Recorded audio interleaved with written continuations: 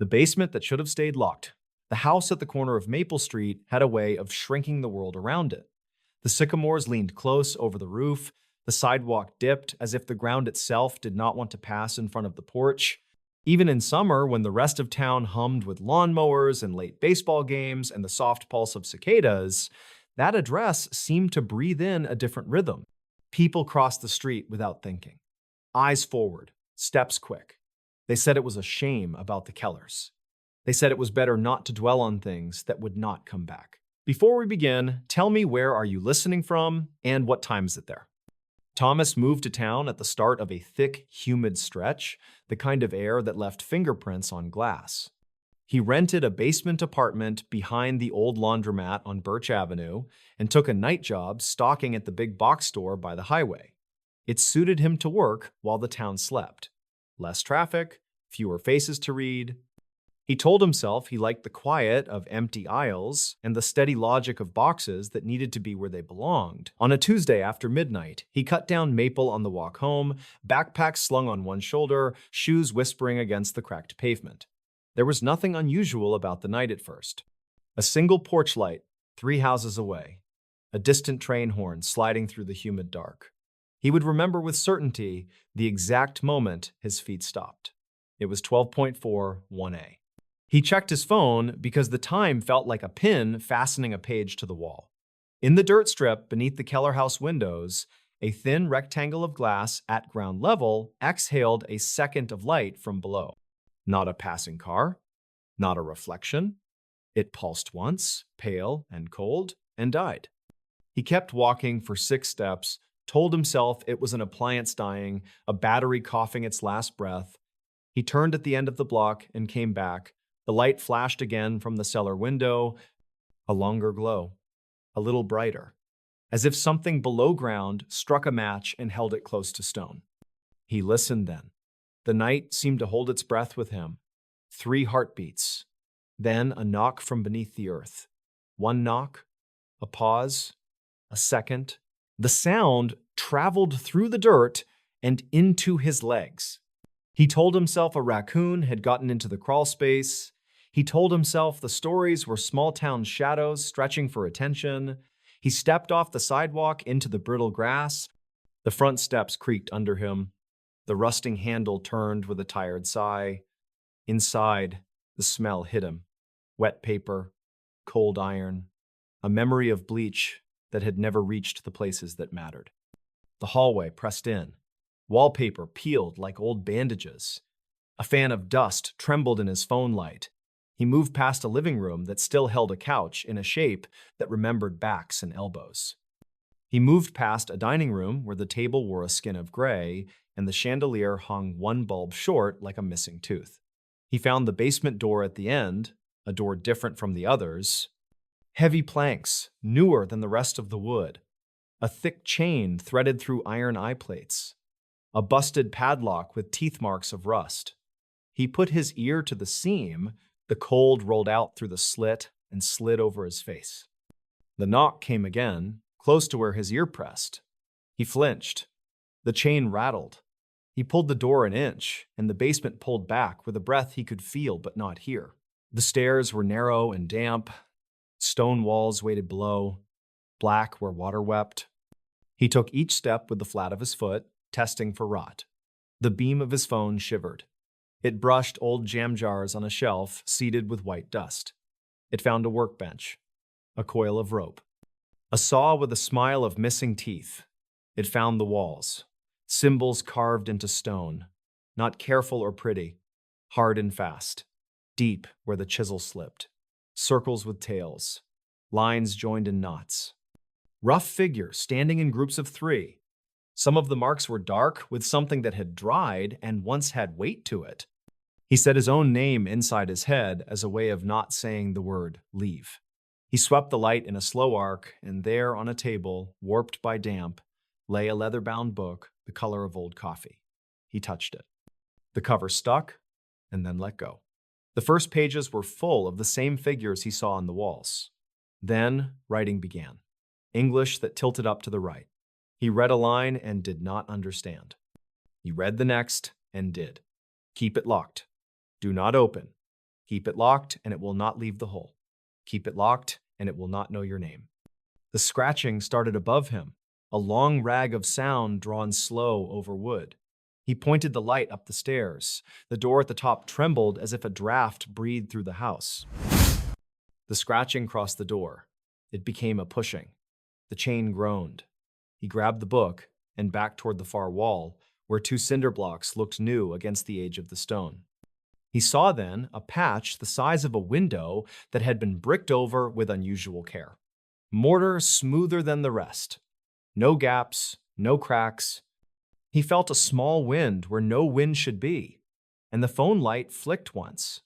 He held the book like a shield and moved. He reached the stairs by feeling with his shins. The chain lifted and rattled as if hands unseen were testing it from the other side. He shoved the door with his shoulder and swung the chain back into place. He pressed his palm flat to the wood. It pressed back with a softness like the throat of a sleeping animal. He did not run out of the house. He walked because running would have turned the hallway long as a tunnel and the porch a mile away. Outside, on the sidewalk, he swallowed the warm night like medicine. He held the book under his arm and did not look back until he reached the corner. When he did look, the basement window was dark again. He told himself out loud that he would return the book the next day. He told himself he did not believe anything the book needed him to believe. He lived with the book on his small kitchen table because placing it anywhere else made the apartment lean. He made coffee and put the book beside the mug. He slept in the early morning and dreamed of wooden stairs under a lake at 3:17 p.m. As he folded a shirt, he heard a thud in the floor, soft like a hand laid flat against a door from the other side. He froze. He told himself a truck outside had bounced over a pothole and the sound had traveled through the concrete. He waited. 10 seconds.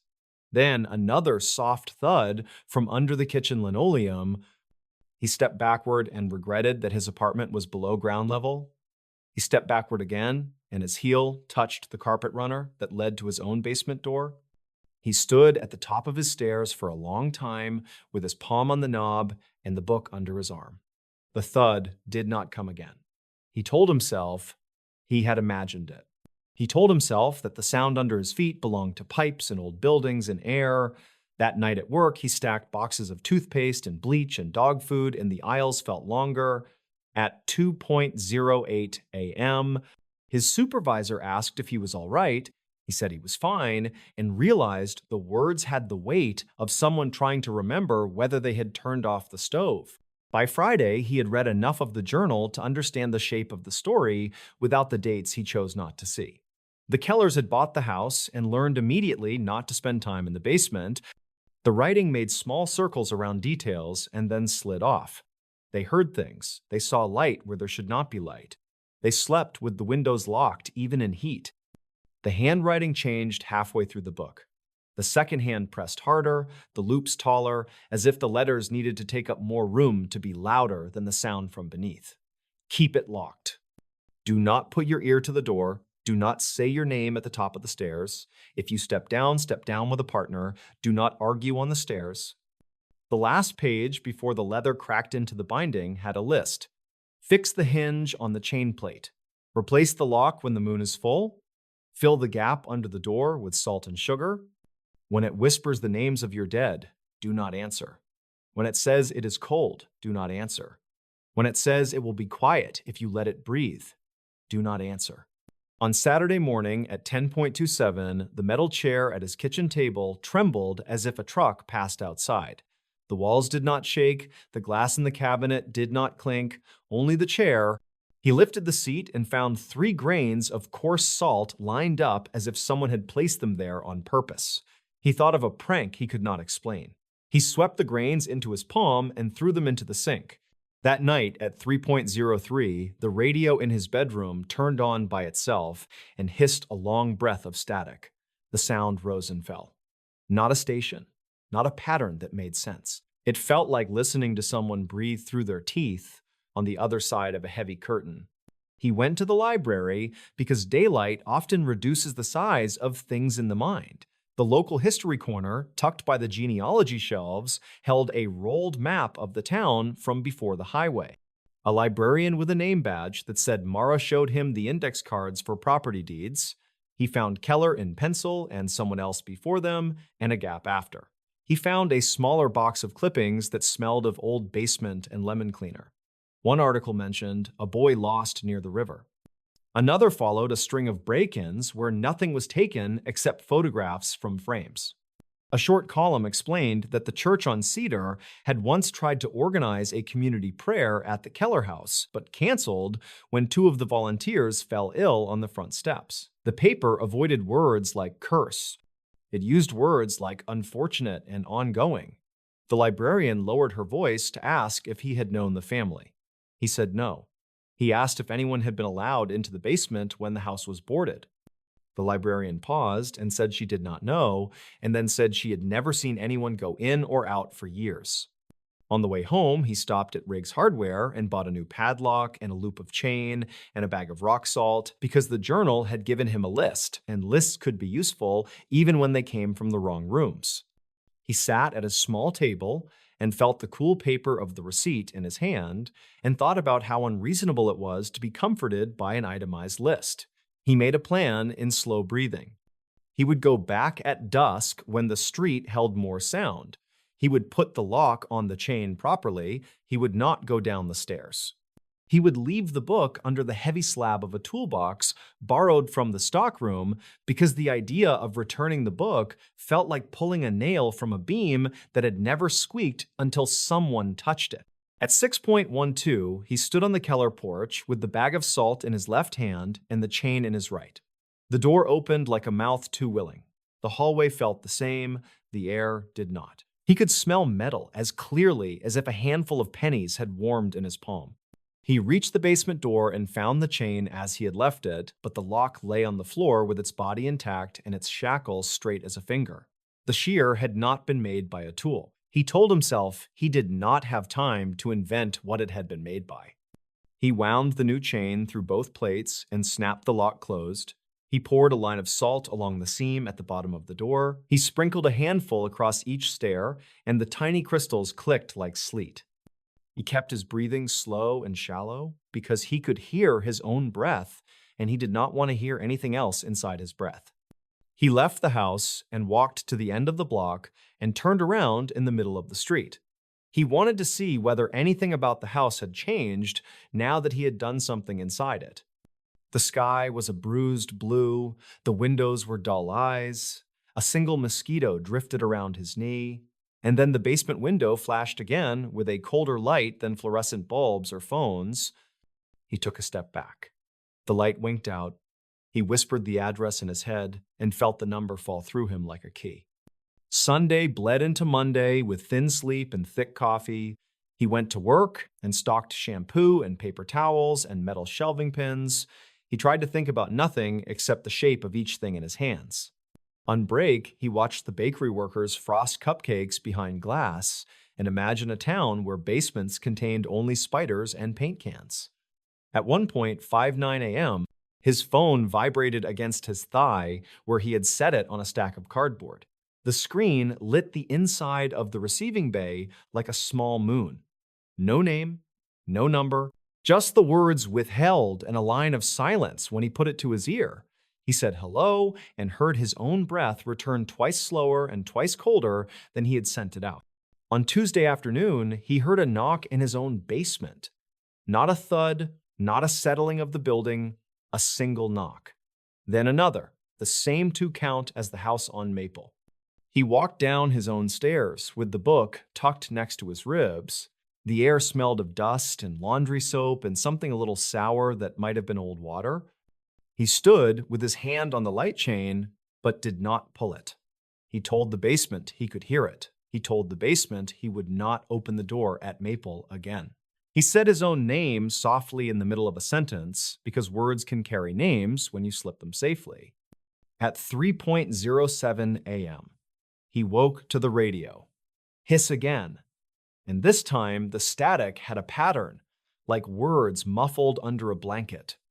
He listened and told himself what he heard was only the shape of language and not language. Then a word formed that he knew to be his name, even though it did not sound like his name spoken by any person he had ever met. It sounded like someone had written his name on a piece of paper and set that paper on a table and dragged a fingernail under the letters over and over until the paper had worn thin. He took the book to work because he did not want it in the apartment while he slept, and he did not want it in the locker in the break room where other hands might open it. During the quiet part of the shift, he sat on a forklift with the book on his lap and read. The later pages were not entries. They were sentences, like nails. Do not make bargains in the stairwell. Do not agree to anything from the landing. It will tell you that it is not your problem. It will tell you that the ones who kept it locked were cruel. It will tell you that the light in the window means it is weak. It will tell you that if you open the door, it will leave through the front and never return. When you hear it say a name you knew once, understand that it is not that voice and that the person it belongs to is not on the stairs waiting for you to help. He decided to ask someone in uniform for advice, not help. Advice seemed smaller. He walked into the police station on Wednesday, just after noon, and asked at the front desk whether there had been calls about Maple Street. The desk sergeant put his elbows on the counter and said people called about that block every few months, kids and dares and noises. He wrote down the address and nodded to a map on the wall and said a patrol car would swing by. The sergeant asked whether Thomas was a relative of the previous owners. Thomas said no. He said he was concerned about a vacant property and the possibility of people getting inside. He did not mention the journal. He did not mention the marks on the wall. He did not mention how sleep had begun to feel like a room with an unlocked door facing downhill. Later that day, he met Nolan from the stockroom for coffee at the diner with the neon clock in the window. The server called them honey and set down 2 mugs and a plate with pie that tasted like nutmeg and sugar. Thomas told him enough of the story that Nolan's eyes got wide and then smaller, and then Nolan laughed and said a man has to find a better hobby than breaking into houses. Thomas smiled because the conversation felt like folding a blanket neatly after a storm. Nolan said he would walk past the place with him after work for a thrill. Thomas said no very quickly and then softer. Nolan shrugged and said he did not scare easily. Thomas said it was not fear that mattered, it was attention. Some places grew when you looked at them. That night, after the shift ended, they did not walk down Maple. They took Birch and went directly to their apartments. Thomas watched through the blinds until he saw Nolan's living room light come on 2 buildings down. He let his breathing go long and slow. At 2:26 a.m., a thud shook the thin wall between Thomas and the laundry room. Then a sound like someone dragging cardboard across concrete. He stood, and the floor felt like the deck of a boat. He pressed his palm to the wall, and the wall hummed like a tuning fork. He thought of the bricked patch in the Keller cellar and the way the mortar had looked newer, even though nothing in that house should qualify as new. At 2:31 a.m., he heard footsteps on Birch. 2 sets, one heavier and one soft and quick. He looked through the blinds again. Nolan walked fast toward Maple with his phone held like a lantern. Beside him, a shorter shape kept pace. Thomas pulled on shoes and grabbed nothing else because everything else felt like it would slow him down. By the time he reached the corner, Nolan was already on the front steps with the door open, and the shorter figure had slipped inside. Thomas swallowed the taste of metal and followed. The hallway did not so much welcome them as forget to stop them. At the basement door, the chain lay in a loose curve on the floor, and one end of it was black as if it had spent time in smoke. The door leaned off its swollen frame, and in the gap, Thomas could see the top 3 stairs like vertebrae in a spine. Nolan said he had heard his sister's voice on the phone. He said the voice had stopped speaking when he stood near his kitchen sink, and then he had heard it at his back, as if the phone had turned into a mouth. He said she had sounded like she had when they were little and scared on storm nights. He said she had asked him whether he remembered the basement of their childhood home and the way he would count the steps out loud to calm her. He said he had come to count these steps and make a joke of it. He said he would call her as soon as he showed the scary old house that he could walk downstairs without shaking. The shorter figure that had slipped inside had gone down ahead of him. Thomas did not see it then, in a way his mind would let him examine. He would decide later that there are shapes meant only to be noticed, by the back of the eyes. He reached out and placed his palm on Nolan's forearm. The skin was cold, as if he had been outside in winter. Nolan looked at him, and the look was the look of a man who has already decided to do a thing and is only waiting to be allowed to begin. Thomas saw the strange softness in the corners of his mouth. He said they would stand on the landing only. He said they would count to 10 and then go up again. He said they would not say any names. He said they would not answer anything they heard. They stepped down. The air on the stairs did not feel like cold air. It felt like the absence of a smell and the absence of warmth and the absence of a sound hitting a wall and returning. The light from their phones found the same jam jars and the same workbench and the same carved symbols. It found the bricked patch. It found scuff marks in the dust where something had traced a circle around the table and then stopped and then traced a circle in the opposite direction. The radio hiss came from nowhere and everywhere. Under it, other noises rose like small things in a drawer trying to slide to the front. They stood on the landing. They counted. 1 to 10 took longer than it should and shorter than they wanted. As they reached 9, a voice rose from the bottom stair, thin with distance but near his breath. It said a word like help, elongated to twice the length that word normally wears. Nolan's face changed like a surface when a reflection moves across it. Thomas gripped Nolan's forearm where the pulse tapped hard. He said the list in the book again. Do not answer. Do not bargain. Do not take a single step down after you promised yourself you would not. At 9.5, the voice said a different sound. Not help. A nickname Thomas understood to belong to a boy in a kitchen long ago. Nolan almost laughed because happiness and grief sometimes look the same when they arrive at exactly the wrong time. He leaned forward 1 inch and the stair under his foot clicked the way wood does when it admits weight. Something turned its head at the bottom. The air tilted. Thomas dragged him back with both arms and hit the door with his shoulder and swung it closed and shoved the chain through with fumbling hands. The thing on the other side stepped up 3 stairs with the sound of 1 step. The door pushed against his back like a slow wave. The chain pulled against the plates. The lock took his shaking and held. He and Nolan stood with their foreheads almost touching because there was nowhere else to look. Nolan's eyes watered as if he stood in bright sunlight. The pushing against the door stopped, but the sound did not. The sound became a long, soft rubbing against wood. Then nothing. Then a knock. The same one, and then 2. The heavy breath passed into the hall and receded. He did not listen at the seam. He walked backward with the book tucked to his chest and the lock pinched in his fingers like a coin. Outside, the night was not a relief. The sky hung still as the inside of a cupboard. They walked without speaking to Birch. When they reached Nolan's building, he said he would call his sister.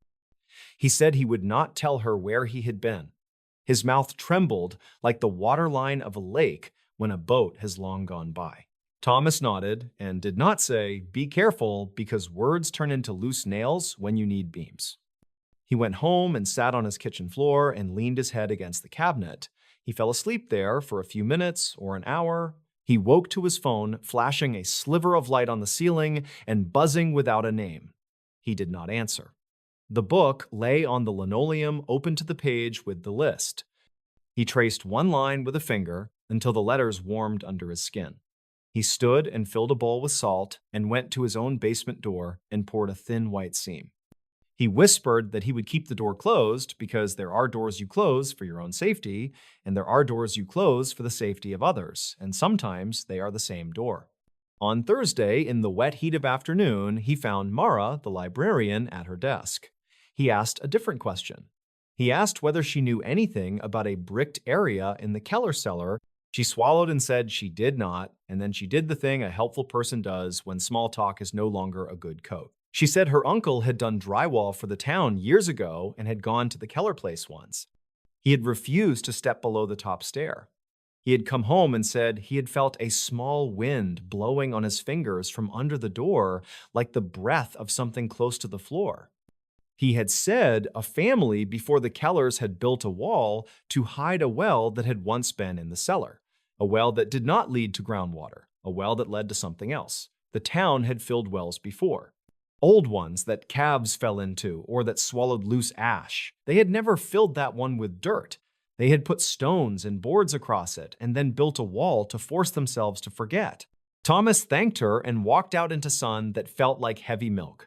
He bought a sledgehammer and a chisel at the hardware store because doing nothing had begun to feel like opening a door by standing very still near it. He told himself he would go at first light when the birds made a lot of honest noise. He told himself he would knock 3 bricks out and then decide what next to do. He told himself that breaking open the seal would be the first step to resealing it properly. He did not tell himself that people who open things often believe closing them will be much easier than it is. At 5:1 a.m. on Friday, he stood on the stairs to the Keller cellar with the sledge in both hands. He took 2 steps down and stopped because the air below smelled like wet pennies and old paper. He took 1 more step and planted his feet as if he stood in a canoe. He swung the sledge in a small, controlled arc because there was nowhere to widen. The head met the brick with a noise that felt like biting down hard on a fork. A shard dropped and skittered across the floor. He swung again. Mortar dust rose and lived in his nose and throat.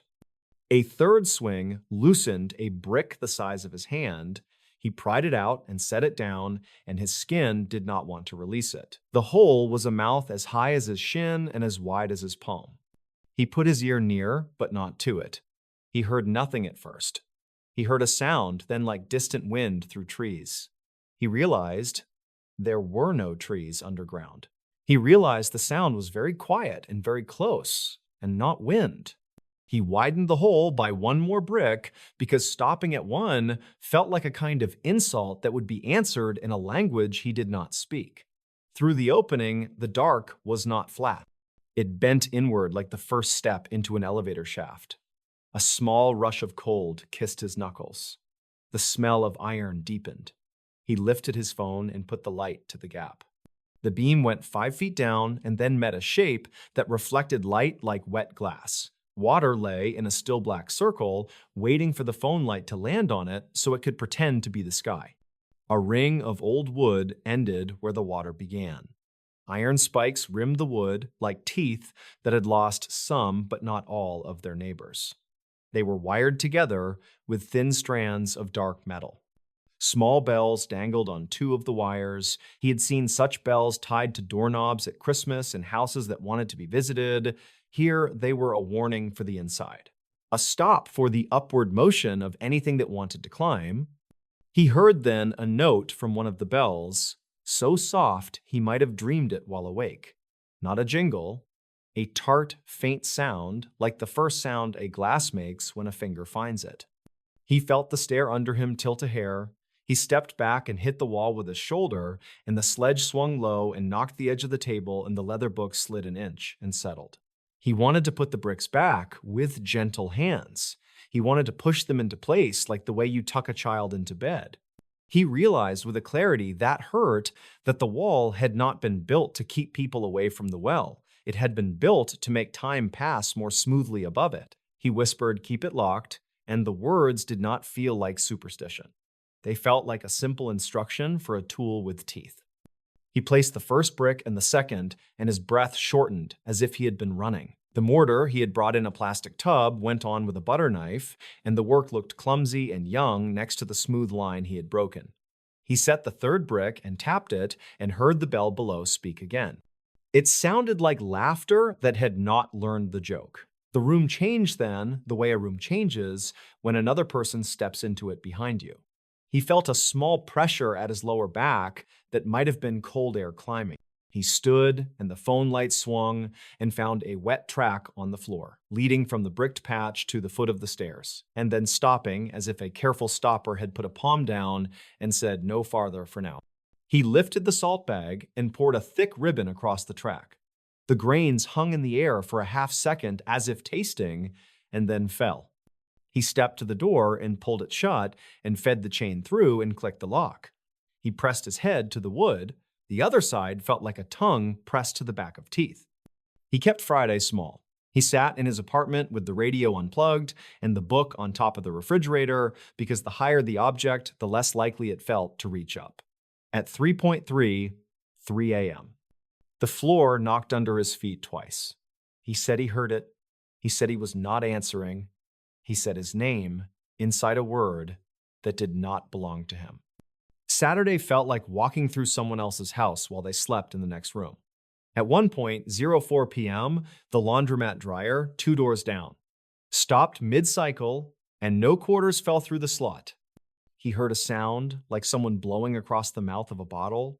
He ate a sandwich without tasting it. He fell asleep at 7 and woke at 11 because the building sighed, and then he realized that he had not heard the building sigh so humanly before. He walked to Maple and stood across the street in the empty midnight like a piece of furniture on the curb. The house wore its shadow evenly. A stray cat moved across the yard and did not glance at the window well. He went home and sat at the table and turned the book to the last page again. In pencil so faint he could have missed it, a final line waited. If it leaves the hole, it will not want to go far at first. It will want a basement with stairs. It can count.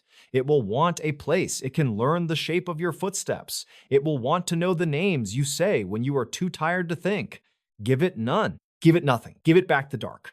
On Sunday evening, a storm rose the way summer storms do, angry in the distance and then in the living room all at once. Rain hit the sidewalk like rice. Lightning pressed white against the blinds. The basement under his apartment breathed cool and close, as if the storm had opened something in it. He considered calling someone and could not think who. He tried to imagine how he would explain a well that did not want water. He told himself he would give it back the dark, and he picked up the hammer he kept near his own door and the bag of salt and the book, because the book had been with him for each hour that mattered, and that kind of company counts for something. At 12:58 a.m., he stood again in the Keller hall. The chandelier strained with a seam of light from the storm. The basement door looked bigger, and at the same time tight with its own edges. He placed the book on the first stair because some objects understand where they should be set. He ran his palm along the chain. He touched the lock. The wood felt dry under his hand even as rain sang outside. He opened the door only enough to breathe. He spoke to the dark the way you speak to a dog that is backed under a bed. He said he would bring bricks and new mortar tomorrow at noon. He said he would finish the job before the next sun slid down. He said he would not listen to anything but the sound of the trowel and the bell and his own counting. He said he would not be fooled by names in familiar shapes. The next morning, at 11:02, he stood in the aisle at Riggs and bought 2 bags of mix and a new trowel and a pair of gloves. The kid at the counter asked if he had a project. He said yes and then laughed because the word project landed like a paper airplane in a place where there was no air. He carried the buckets to Maple in 2 trips and felt each trip cut through the heat. He set the first bucket on the porch and then turned back for the second. When he looked again after crossing the street, the bucket had shifted an inch to the left toward the door. He did not go to it quickly. He walked slow and placed the second bucket next to the first, and both were still. He told himself that the porch was uneven and the wood had remembered how to be a ramp in rain. Before he could begin, he saw Deputy Hawkins step out of a cruiser and lift a hand. The deputy had a face that looked older when he was listening. He said there had been a noise complaint last night from 2 streets over. He asked whether Thomas was a contractor. Thomas said no. He said he was a neighbor. The deputy said the town was thinking of condemning the house for real this time and clearing the lot because of kids and fires and liabilities. He said they would get a crew in the next month. He asked whether Thomas had been inside. Thomas looked at the buckets. He looked at the deputy. He said the house had a problem, and it was old, and it did not save receipts. The deputy studied him the way a man studies a map he does not trust. He said to be careful and to call if he saw anyone else trying to go down there. He said the last thing he needed was a group of teenagers going missing because they like a dare. He drove off slowly, watching his mirrors. Thomas worked. He worked in the way that gets inside the skull and quiets it. He pulled 3 bricks and scraped the hole smooth and widened it to square. He looked down and saw the bells waiting like sleeping birds. He poured the first thin wall of mix and set in a brick and pressed. He heard a tiny note from the bell and set the next brick and pressed. He counted the seconds on his phone and pressed again. He waited for the line to take. He spread more and pressed, and when the sound came again, he said he did not hear it. The air thinned. The skin of his neck crawled as if a small hand tested his hair. He did not reach up. He set another brick. The first bucket emptied, and he fetched the second. He moved through the kitchen and imagined the Kellers cooking breakfast in a house that held itself tighter each day around them. He imagined a woman pressing a note into a book because the walls needed more words to stay closed. He returned to the hole, and the smell of iron had softened and the bells had gone quiet. He set 4 more bricks. He pressed with the flat of his gloved hand and felt the resistance of something that did not like to be touched, but did not know how to avoid it when it came from the right angle with the right pressure and the right not listening. By 2:49 p.m., the hole had become again a seam. His work did not match the old work, but it held the way 2 hands can hold, even when one is small. He poured thin salt water into the mortar and watched the line drink. He took the book and set it on the table and put both palms on the cover and said what he had learned to say. Keep it locked, do not answer. Give it back the dark. He walked up into the bright, hard day, and the world felt flat and real and ordinary in a way that made him almost giddy. He laughed once, and the laugh sounded like air finding a pocket that had been sealed. He locked the house door behind him and felt for the first time that the lock belonged to a house and not to a throat. The nights after that were not empty. Nothing goes back to what it was before. But the knocks in his own basement softened to the sound of a building remembering itself. The radio hissed once, and then never again. He slept 3 hours in a row, then 4. He left the book on a high shelf and did not touch it unless he had to move the ladder. He checked Maple each morning on his way home when the sun pressed yellow on the pavement. The basement window held nothing but his own reflection looking down. 2 weeks later, the town posted a bright notice on a stake in the front yard that said work order and a lot number and a date. A week after that, a crew in hard hats and shirts with logos put up a new fence with a padlock and took photographs and measured with a wheel. They nodded and ate sandwiches on the curb, and Thomas watched them leave with the slow relief of someone realizing that the storm had moved far enough away that thunder could be remembered as a story and not a present tense. The night before the demolition was scheduled, he woke at 3:11 a.m. with a clear thought sitting in his mind like a person in a chair. He dressed, he put on boots, he put the book in his backpack, he walked down Maple in the hush that happens before the first bird remembers to be a bird. He climbed the fence because the lock on a fence is a lock on a line, and sometimes a line wants to be stepped over. He stood on the porch and listened.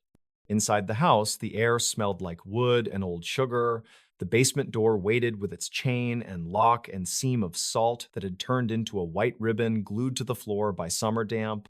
He put his palm flat to the wood, and he could feel nothing there for the first time. No breath, no push, no distant bell. He unlocked the chain. He opened the door just enough to whisper the number of days since he had reset the wall. He said he had done what he could with the hands he had. He said the work would be loud tomorrow and then quiet.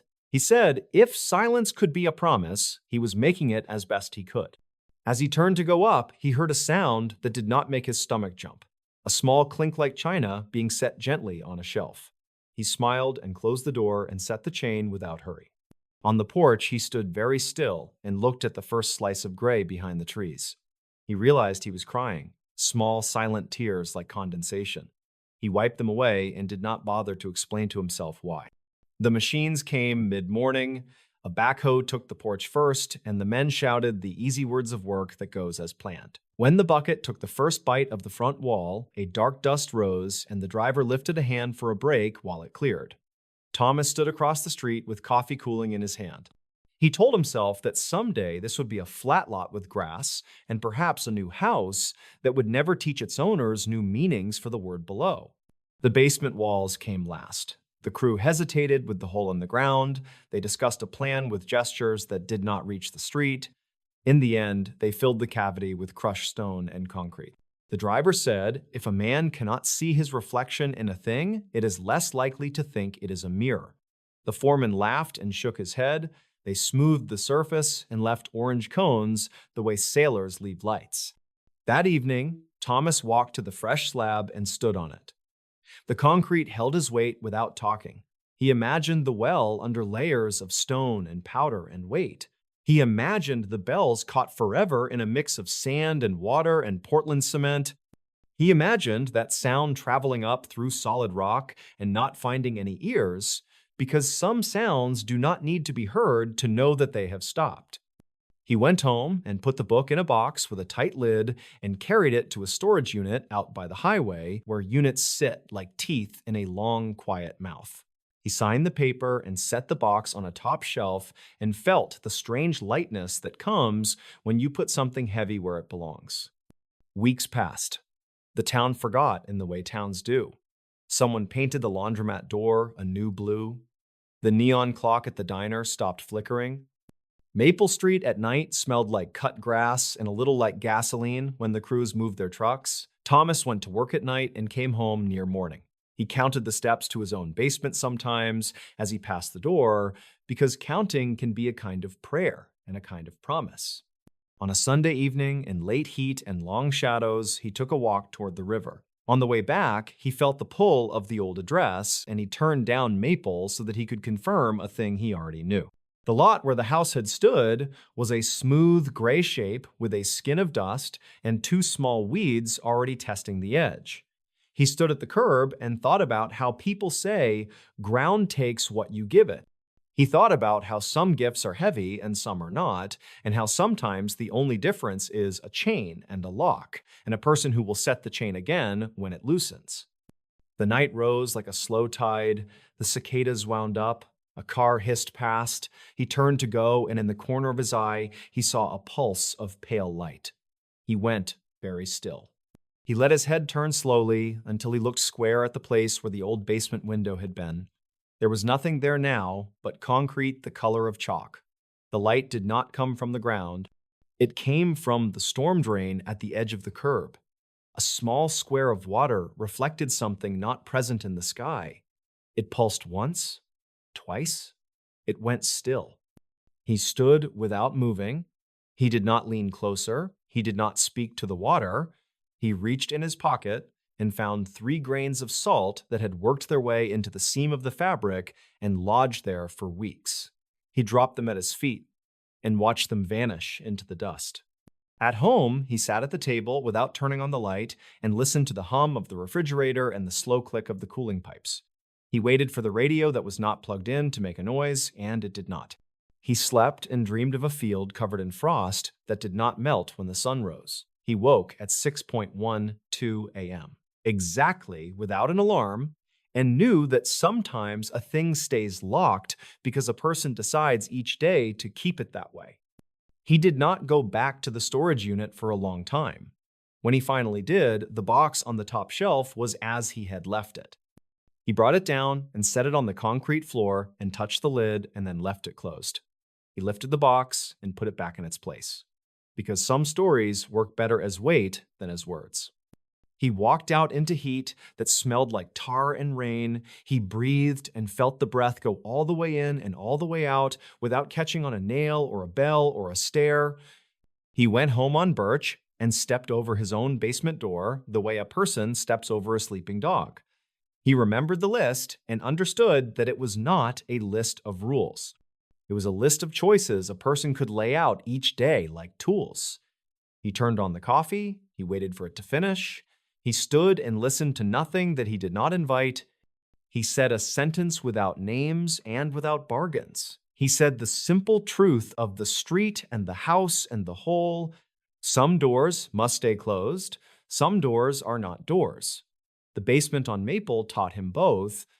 He keeps that lesson like a lock in the pocket of whatever he wears, cool to the touch, easy to hold, heavy enough to matter.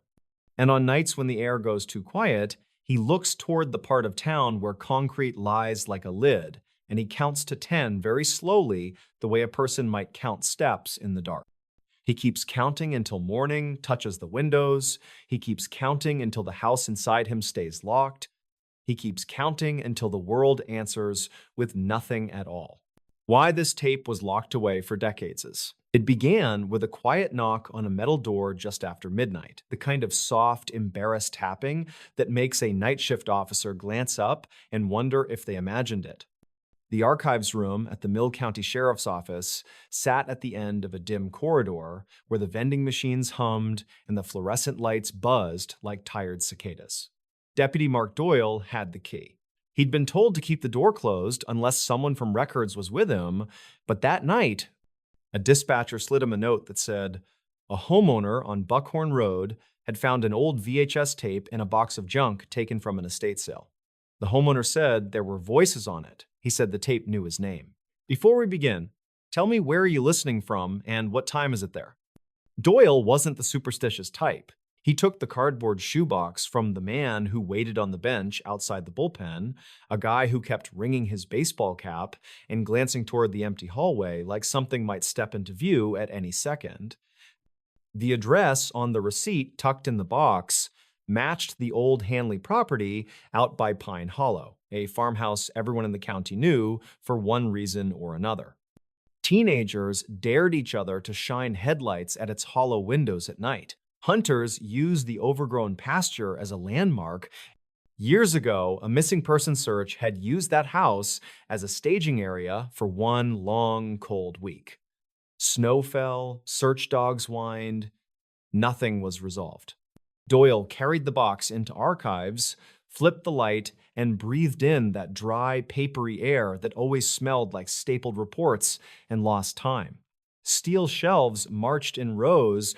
A portable television on a wheeled cart sat in a corner beside a VCR the department kept for old evidence. He could have logged the tape and gone home. He could have sealed it, labeled it, done everything exactly by the book. Instead, the quiet got to him. The knowledge that he could dismiss a frightened man's worry with a simple, ordinary glance at ordinary static tempted him like a dare whispered in a crowded bar. He lifted the tape from the box. The plastic felt heavier than it should have, cool as if it had come from a refrigerator. Along the edge, someone had written in block letters with a thick marker, "Do not watch." Doyle smiled despite himself, that crooked grin people wear when they plan to disobey a childlike warning. He slid the cassette into the VCR, turned on the TV, and waited for snow to fill the screen, for dead air to hiss, for nothing to happen so he could shrug and clock out.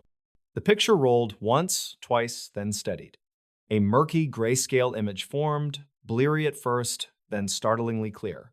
The frame showed a living room with a low ceiling and narrow windows. Lace curtains, a braided rug, a cabinet with a radio the size of a suitcase, a calendar tacked to the wall by the kitchen door, the page flipped to a month. Doyle couldn't make out because of glare from a lamp. It looked like the past, not just in the decor, but in the way the air itself seemed thick, as if the room were underwater. The timestamp in the corner was broken into nonsense, the digits dissolving and reforming like frost. No one spoke. No one walked through the frame. For a long minute, the camera just looked. Doyle leaned closer. The lens seemed to be placed at chest height near a doorway, angled slightly down, not on a tripod exactly, but on something stable. The room felt intact, clean, lived in, not abandoned. Then a sound rose, faint as breath on glass. It was not words, not yet, more like a murmur between floorboards. Doyle frowned and reached for the volume knob with a slow hand, as if a loud movement might startle whatever he was hearing. When the voices resolved, they didn't feel like actors captured on tape. They felt like people very near the microphone, speaking in low, urgent tones to a child. A man said, "Hush." A woman said, "Look at me." The child replied with a small, broken no, not like defiance, but like a plea. The camera did not turn. It stared at the empty room, and somewhere just out of frame, someone began to cry quietly. Not the chest-shaking sobs of panic, but the restrained, frightened weeping of someone trying not to be heard. Doyle's mouth went dry. He checked the box for a note, for a label, for anything that might explain what the homeowner had really brought him. He found nothing but a receipt with the estate sale address and a second piece of paper folded twice that smelled faintly, unbelievably, like storm-damp earth. On that paper, written in a narrower hand, were 4 words. If you value sleep. The picture fluttered. The camera wasn't moving, but something in the light shifted like the room had inhaled. Doyle touched the screen with his fingertips and felt static buzz against his skin. The lens appeared to change focus without any mechanical sound, as if it were choosing where to look. At the edge of the braided rug, a small shadow lengthened, the sort of soft, feathered shape you'd expect from a lamp, only the lamp's shadow should have leaned away from the lamp.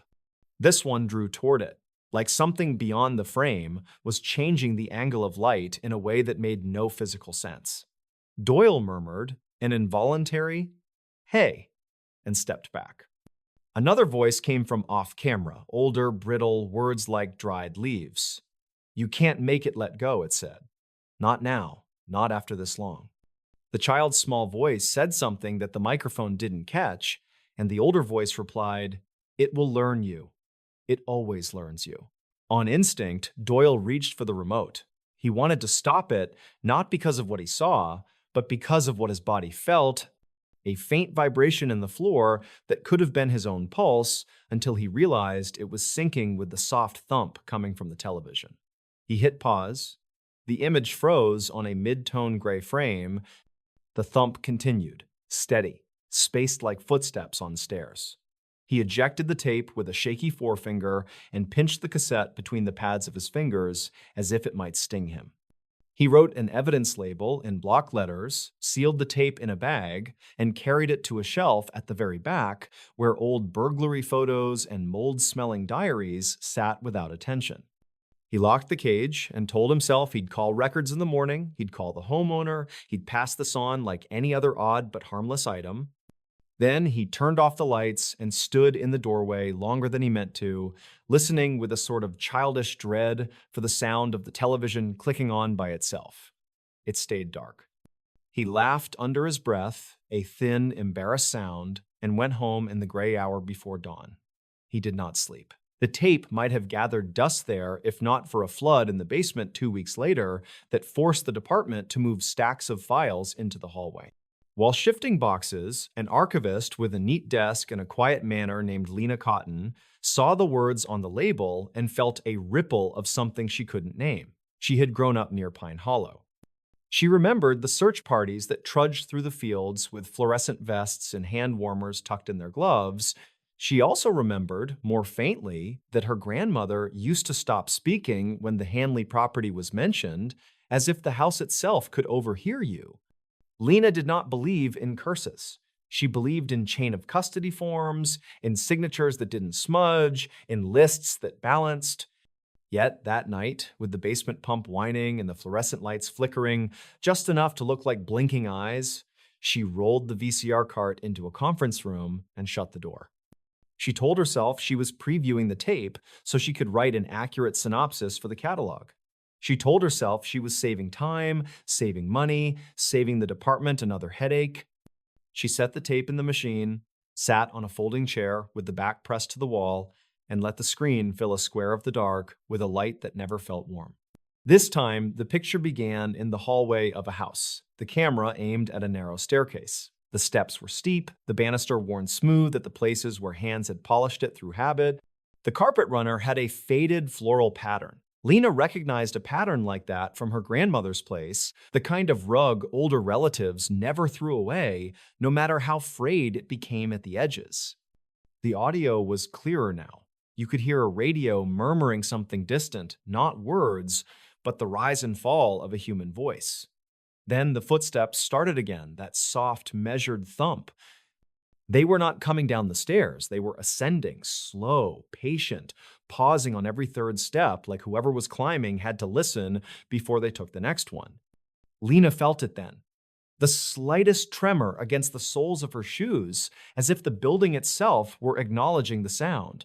She paused the tape, pushed the chair back, and stood up too quickly. The room swam. When she hit play again, the camera angle had shifted. It now looked into a small bedroom at the top of the stairs. A bedspread with a quilted ring pattern covered the mattress.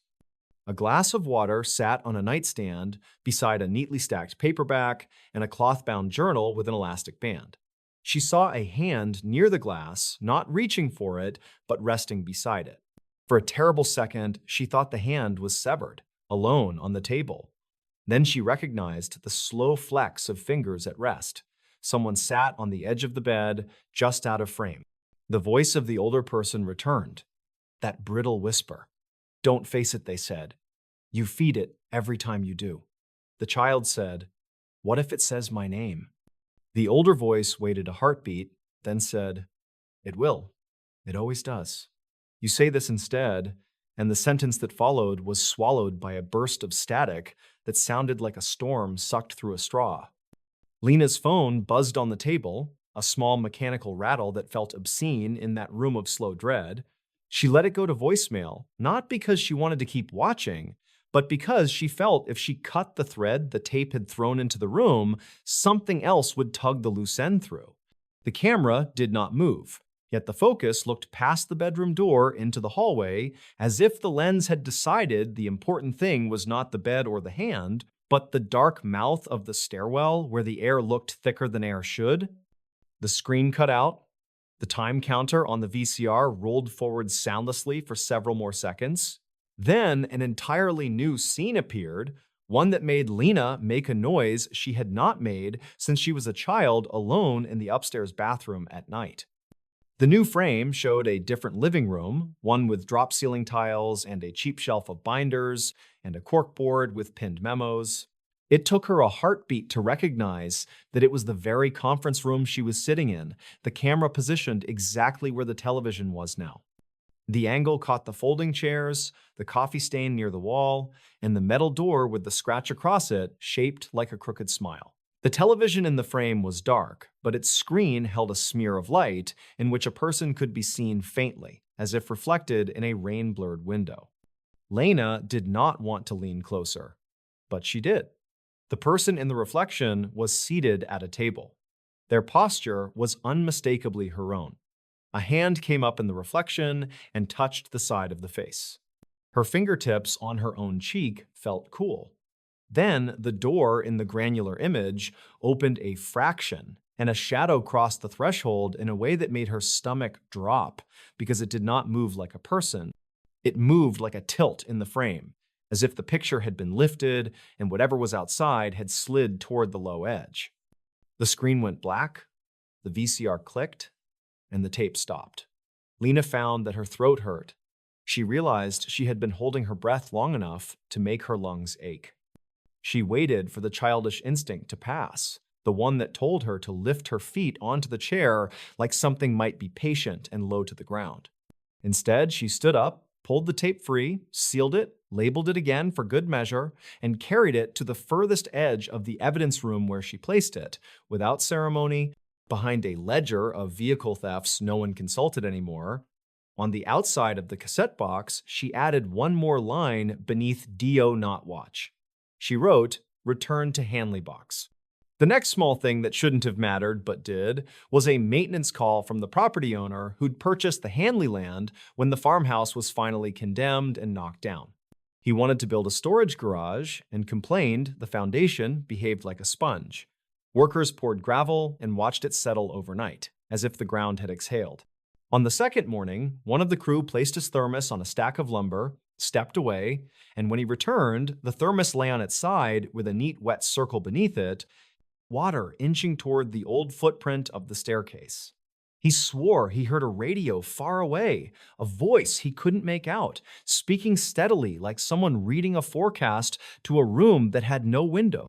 Word spread the way it does in small places where everybody knows everybody, not through official channels, but through murmured confessions at the end of shifts. A dispatcher named Brooks admitted he heard his own name whispered from the archive's cage when he passed it on a night he knew no one was inside. A EMT said the television in the break room flickered to a local news channel that hadn't existed in years and ran a crawl with his street spelled wrong. A substitute teacher told a friend she saw a shape in the reflection of the gym office door during a lockdown drill. Not a person exactly, but a bend in the light that felt like looking down old stairs. A journalist living 2 towns over, Mallory Keene, heard the rumors when she stopped for coffee, and a man in a dusty jacket told her, with a seriousness that made her set down her cup, that there was a tape at the sheriff's office that kept finding new rooms to show. She did not laugh. She was the sort who never laughed when someone told a story that made them scared. She filed a records request for anything relating to the Hanley property, to Buckhorn Road, to a VHS cassette turned in by a resident whose name she'd been given on a napkin stained with cream. The department responded with a polite denial that said no such item could be located. She filed again, narrower, and received a similar answer that used slightly different phrasing, as if an actual person had decided to make the refusal sound less like a form. Mallory did not give up. She visited the Hanley lot on a cloudy afternoon when the air smelled like rain and distant train brakes. The pad of the old foundation lay like a dull gray tooth against the weeds. A few stacked pallets leaned against a roll-up door on a new storage unit the owner was adding. She walked the perimeter slowly, counting her steps, listening. When she reached the place where a broken corner of concrete dipped into loam, her phone vibrated with a call from a number she didn't know. She answered without speaking first. A woman's voice said hello in that breathless, considerate tone people use when they are in a library or a church. Then the voice said, "Don't face it," and the connection filled with a rushing that did not sound like interference so much as wind in a narrow stairwell. Mallory said, "Who is this?" And the line went dead. Her call log recorded the number, but when she dialed it back, 3 hollow beeps told her it did not exist. She wrote the story anyway. She wrote it as a feature about the persistence of place, about the way a town layers its fears like paint over old wallpaper. She did not name the tape because she could not prove it. She did not accuse the department because she had no interest in being uninvited to the meetings where people say the things that matter when the recorder is off. She printed it in the Sunday edition with a photograph of her own hand closing around a fragment of blue and white ceramic she found near a place the old kitchen would have been, a piece of a plate, a vague pattern of flowers that had outlived the table where someone once set it down after drying the dish with a towel that smelled of sunshine. That would have been the end, a story people folded into their morning and forgot by lunch, if not for a thing that followed. 2 days after the story ran, a padded envelope arrived at the paper addressed to Mallory. Inside was a tape, no label, no return address, only a note on notebook paper torn from the center of a spiral. It read, "Not the same one, but you'll see." Her stomach let go a little. She set the tape on her desk, watched the sun strike its plastic edge, and told herself it was a prank as her skin tried to make her stand up and leave the building without her bag. She borrowed a VCR from the library, set it up in the paper's small conference room, and pressed play. The screen opened on a frame so ordinary that for half a minute her chest loosened with relief.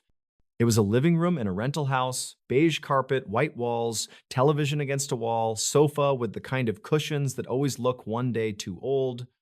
Her reporter's brain started to inventory details she could track. A magnet from a diner in Cleveland on the fridge in a doorless kitchen, a floppy-eared dog bed with no dog in it, a blue rain jacket slung over a chair.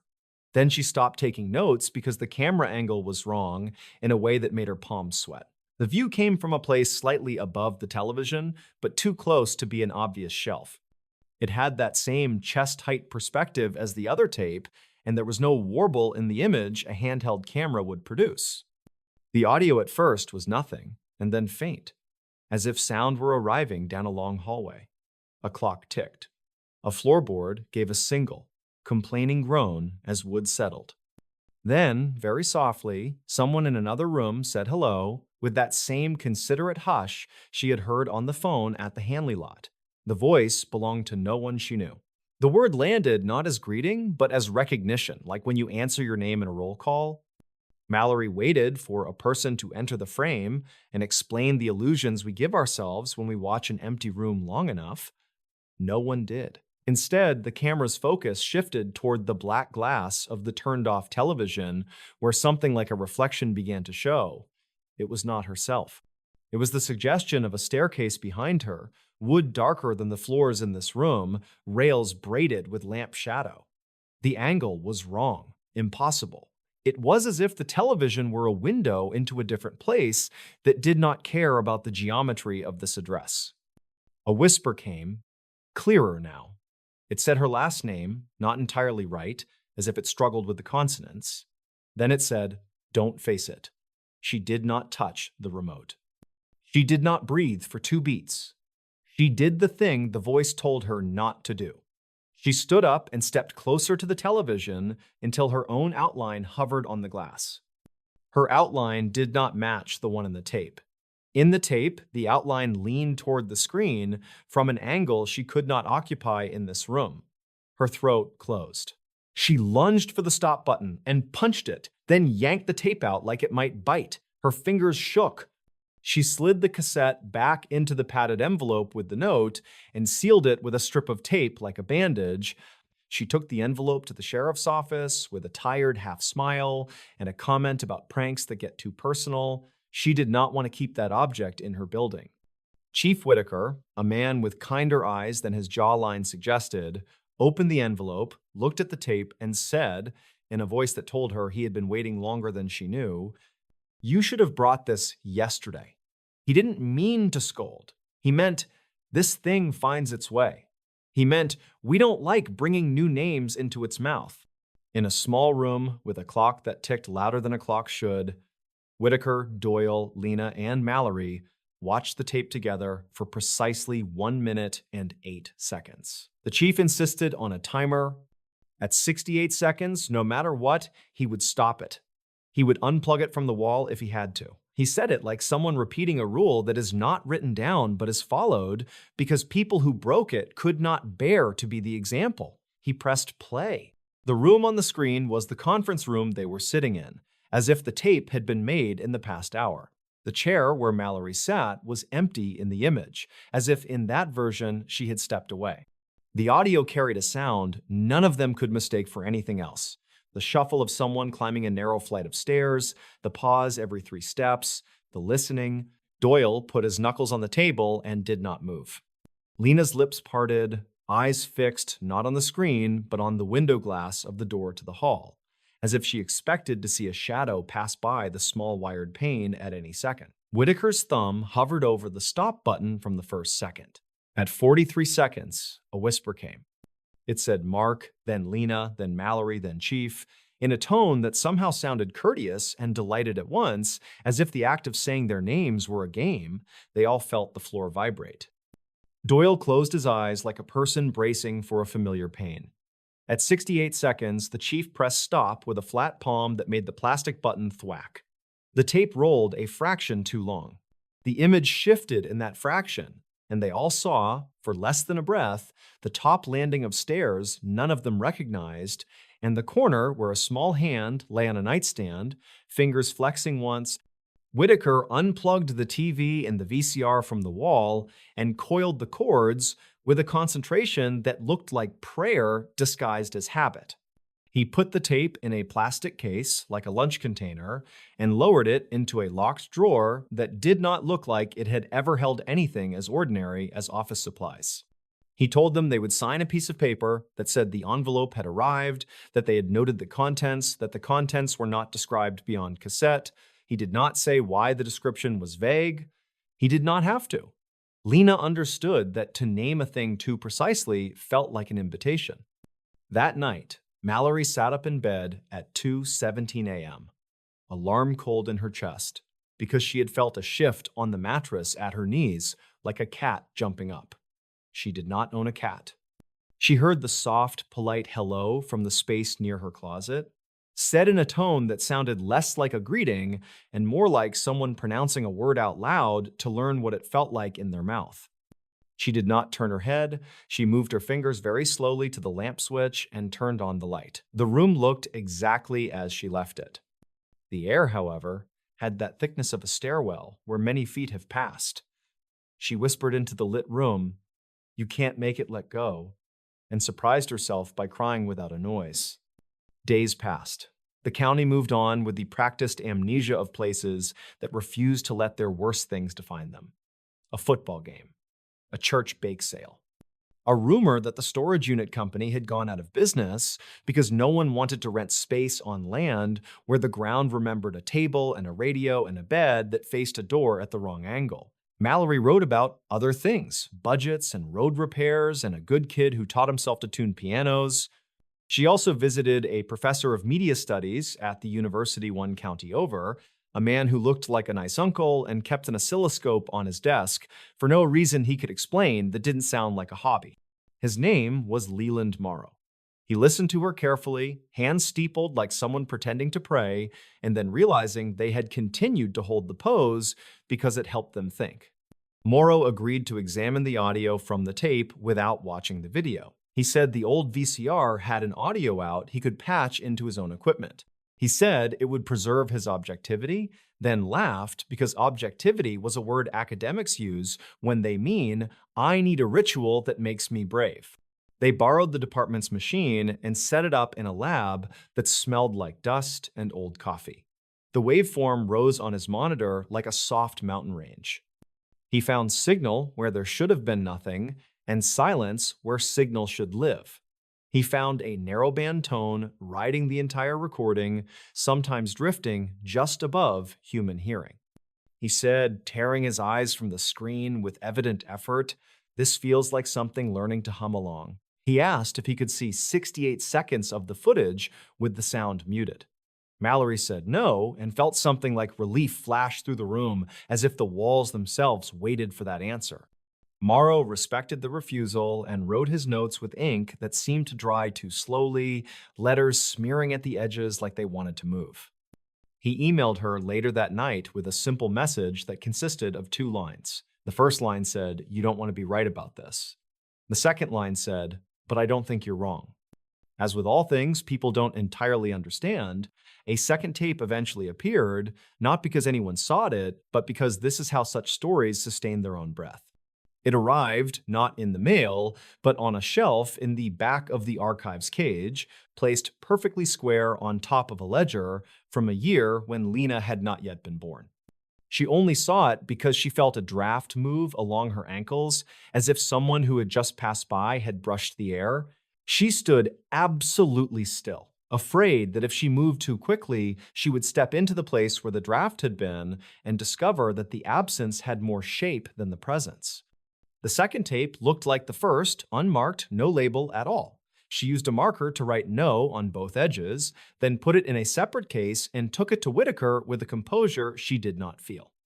He did not want to watch it. He also could not imagine not watching it.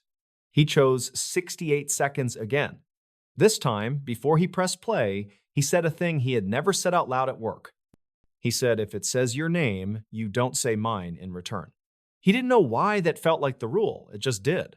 The second tape showed the Hanley house as it had been in those earlier sequences, but from a different angle.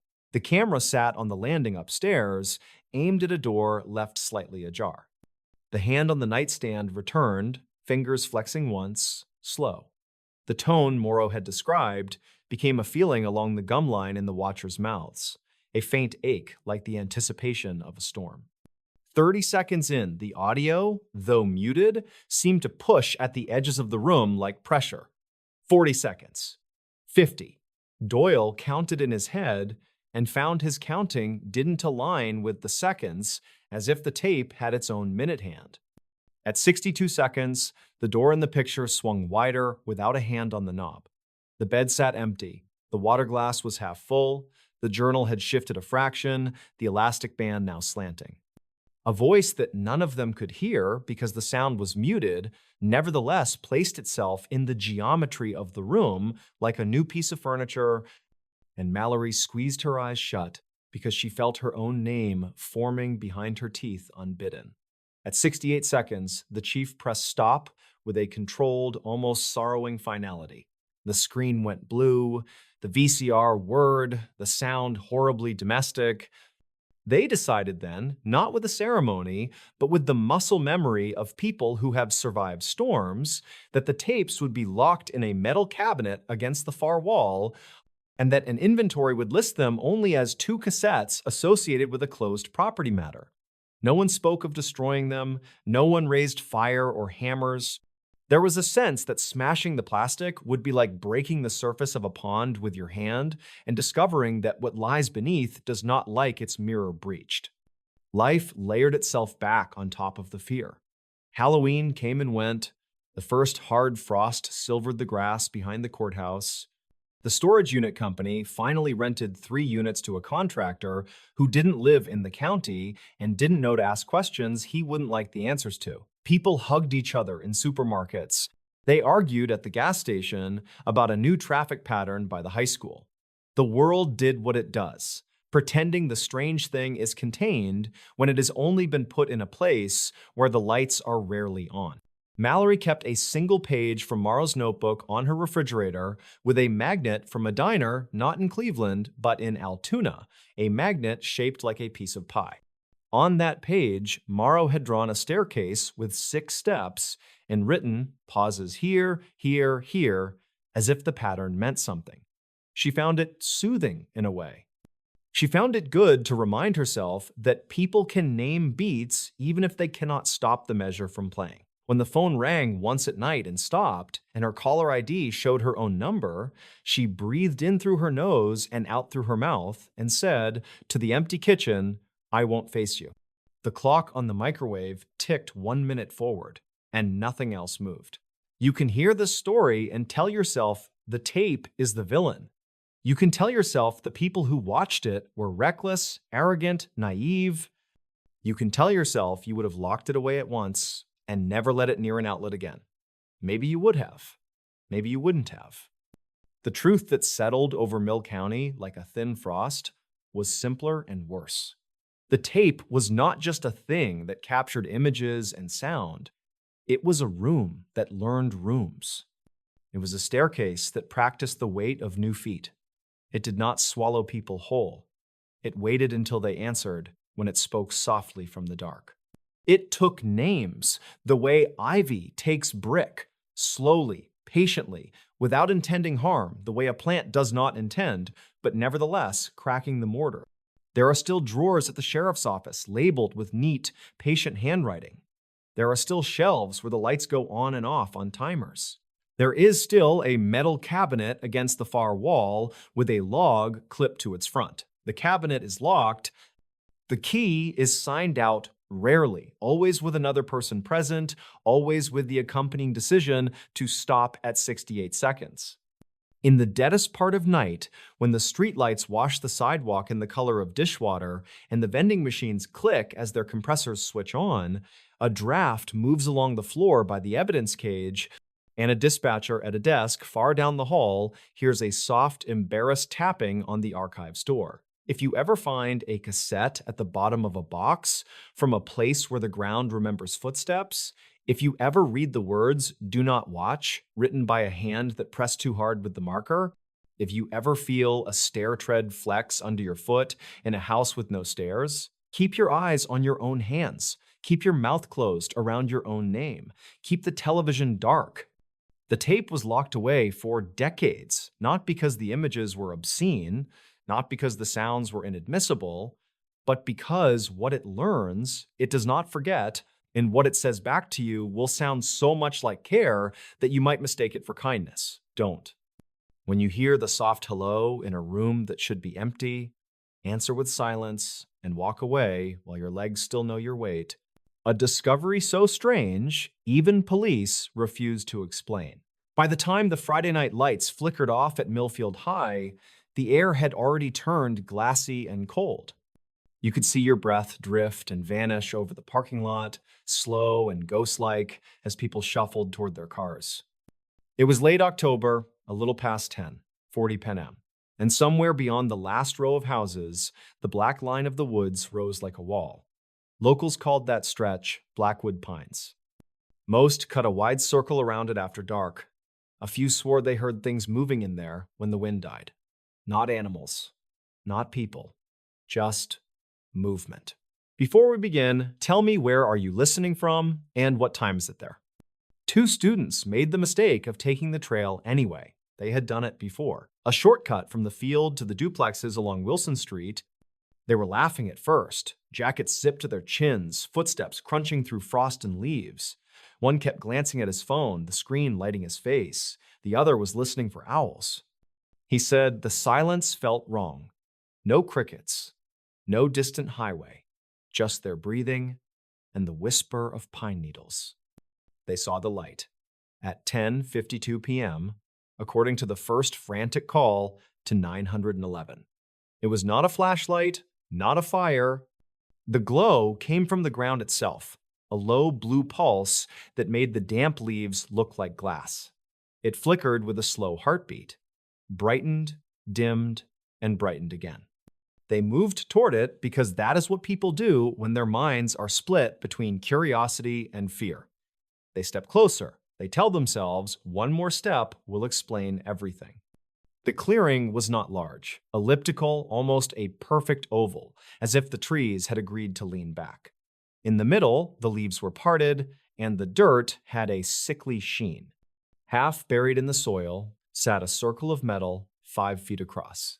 Smooth, pitted in places, wet, even though the ground around it was dry. It was flush to the earth like a lid over something deeper. The blue glow leaked through hairline seams, as if the thing were breathing under the surface. When the taller student placed his hand a few inches above it, the back of his teeth hummed. They ran. They tripped.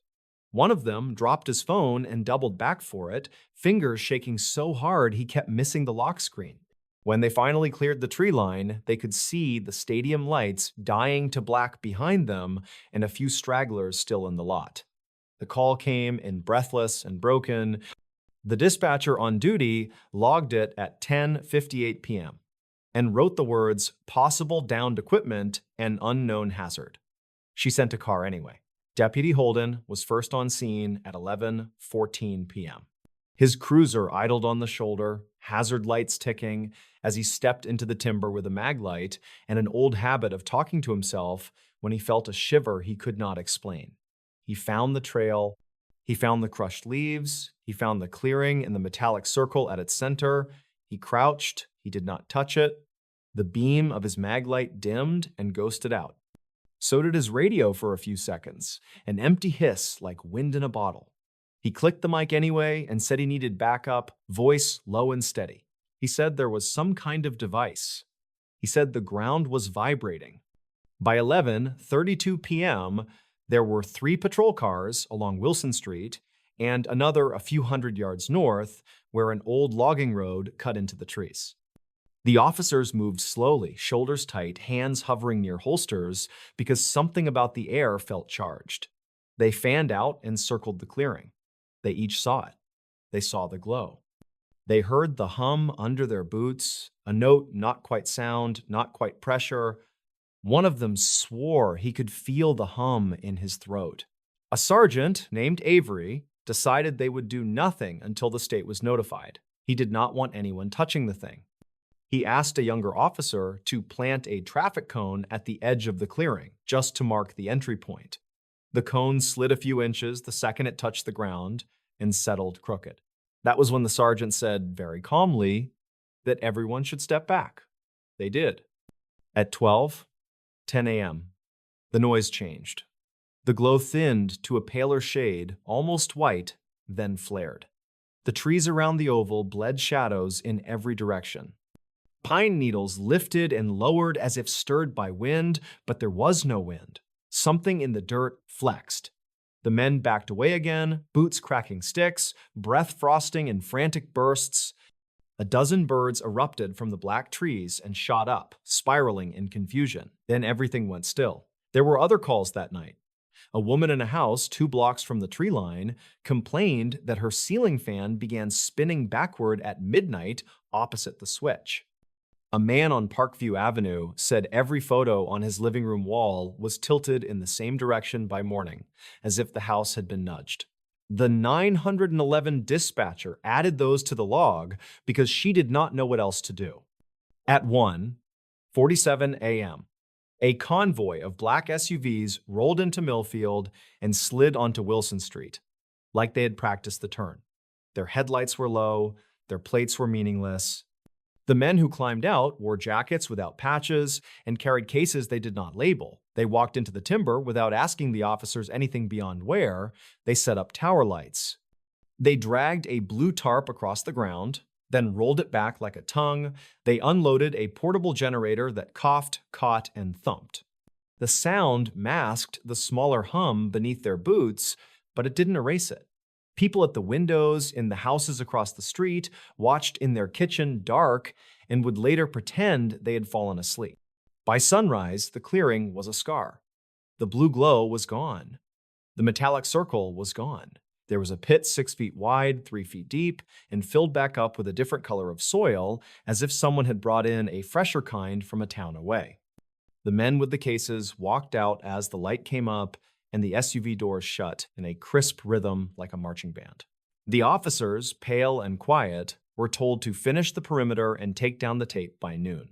When a local reporter asked if there had been a gas leak or a sinkhole, the sergeant said the investigation was ongoing and the area was safe. He did not look at the reporter while he said it. What happened next is the part people argue about, because it is the part nobody can prove. In the week that followed, whenever the wind died, you could feel something in your chest if you stood at the edge of the clearing.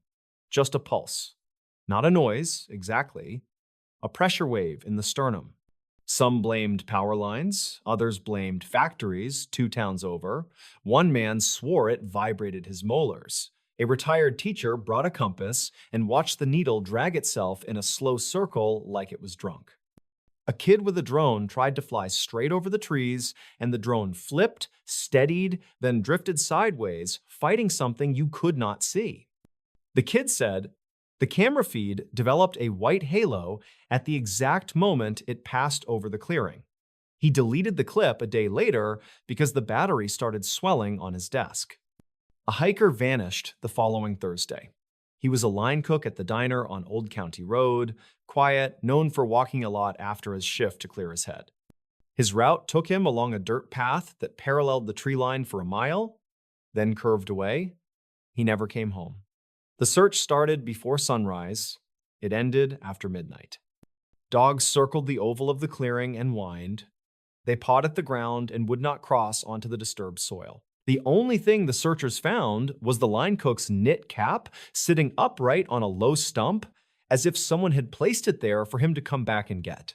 There were no prints that made sense. The sheriff stopped the search when the fog moved down from the ridge, and the beams of flashlights just made white walls. The next morning, a CCTV camera 2 blocks away showed something strange. At 3:12 a.m., every streetlight on Wilson Street flushed brighter for 1 second, then dropped to a dimmer glow. The tape showed that surge like a breath across the entire frame. That was when people stopped talking to officers at the coffee counter. They spoke to each other instead, over fences, across aisles at the hardware store, in the whispery dark of the church vestibule after evening service. They listed the oddities like tally marks, the fridge magnets that slid toward the left corner of the door, the auto shop's analog clock that ran slow, then fast, then slow, always around the same time of night, student tablets that charged on the bus, but immediately drained when brought to the corner of the field nearest the timber. A man who tried to mow his lawn near the trailhead said the mower's engine stuttered every time the blade pointed toward the pines. He turned in a slow circle and listened to the stutter keep time, click, click, click, like a metronome. Nobody wanted to be the first to say it out loud, but they all said it quietly, sooner or later. Whatever the men in the SUVs took that night, they didn't take all of it. Something was still there, something under the ground. 2 weeks after the first incident, a local radio host invited callers to share their stories, and the phone board lit up. A nurse described a patient who came in with steady vitals, then the monitor leaped as if a hand had pushed on the chest pad. A teacher said her classroom projector flickered whenever she cued videos after lunch, but not during morning announcements. A mail carrier described standing, frozen, at the exact edge where the trail met the road, feeling like the woods were pressing against the front of his shirt. He put 1 foot forward, and the feeling grew. He put his foot back, and it eased. He did that 4 times, like he was stepping into cold water and back out, and then he turned around and delivered the rest of his route on the opposite side of the street. The police chief held a short press conference that Friday at 4:00 p.m., 30 minutes before sundown. He read from a printed statement. He said state agencies had surveyed the area and found no environmental hazards. He said rumors were making people frightened, and frightened people misinterpret ordinary things. Someone asked whether there was any truth to the claim that the department had signed non-disclosure agreements. He folded the paper in half and said, "The town is safe." He said it twice. He did not take another question. On Sunday night, a group of neighbors decided to walk to the clearing as a kind of dare. There were 5 of them, all adults, all stone sober. They wore headlamps, thick jackets, and boots. They took a plastic bag in case they found any litter to prove their point when challenged online the next day. They reached the oval at 9:26 p.m. and switched their lamps to the lowest setting. The ground looked ordinary at first. Then their eyes adjusted. In the dirt were arcs, not drawn with a stick, but pressed by something heavy and curved. The arcs intersected and made almond shapes that overlapped like a chain of eyes. When one neighbor leaned to touch a shape, his headlamp fluttered and steadied. He said it felt like the dirt pulsed under his palm, a tiny upward push, then nothing. He swallowed hard and said he was done. They all were. At home that night, one of them found a thin layer of grit on the soles of his boots that glowed faintly when the bedroom was dark and the door was shut. Not bright, just enough to make him pull his foot back as if he had stepped on something, breathing. He scrubbed the boots with dish soap until his hands cramped. The calls to the department did not stop, but the responses changed. Officers said they were reassigned. Others said they were told to pass anything about Blackwood Pines to a different number. The 911 dispatcher who took the first student call transferred to a desk job 2 towns over. She told a cousin she did not like the way the phone sounded after midnight. She said there was a buzz you could hear if you pressed the receiver just right to your ear, as if a deep note lived inside the line and waited for you to listen. A winter storm hit, and the ground froze. For a while, the stories thinned. People said the snow sealed the place up. People said whatever had been under there was sleeping. But when the thaw came, so did the smell. Not rot, not gas.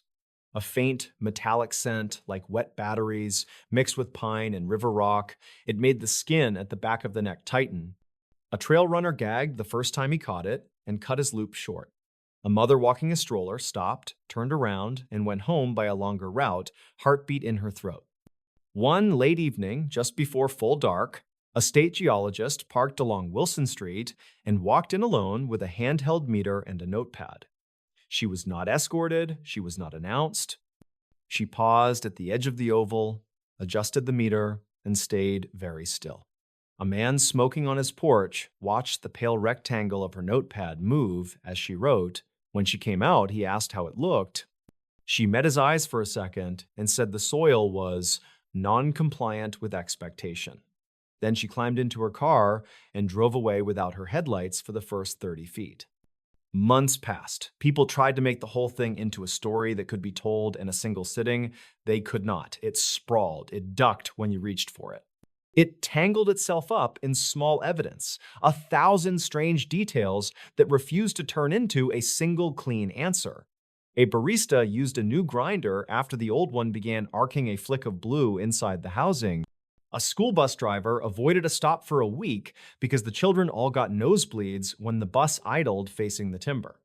A runner mapped her jog and saw the GPS track deviate 3 feet to the left, then 3 feet to the right, then swing back, an invisible river pushing and pulling her as she kept her pace. She had not felt it. Or maybe she had and called it wind. The diner on Old County Road put out a tip jar with a hand-lettered sign that read for answers. It filled faster than the one for coffee. People laughed at that, then did not laugh.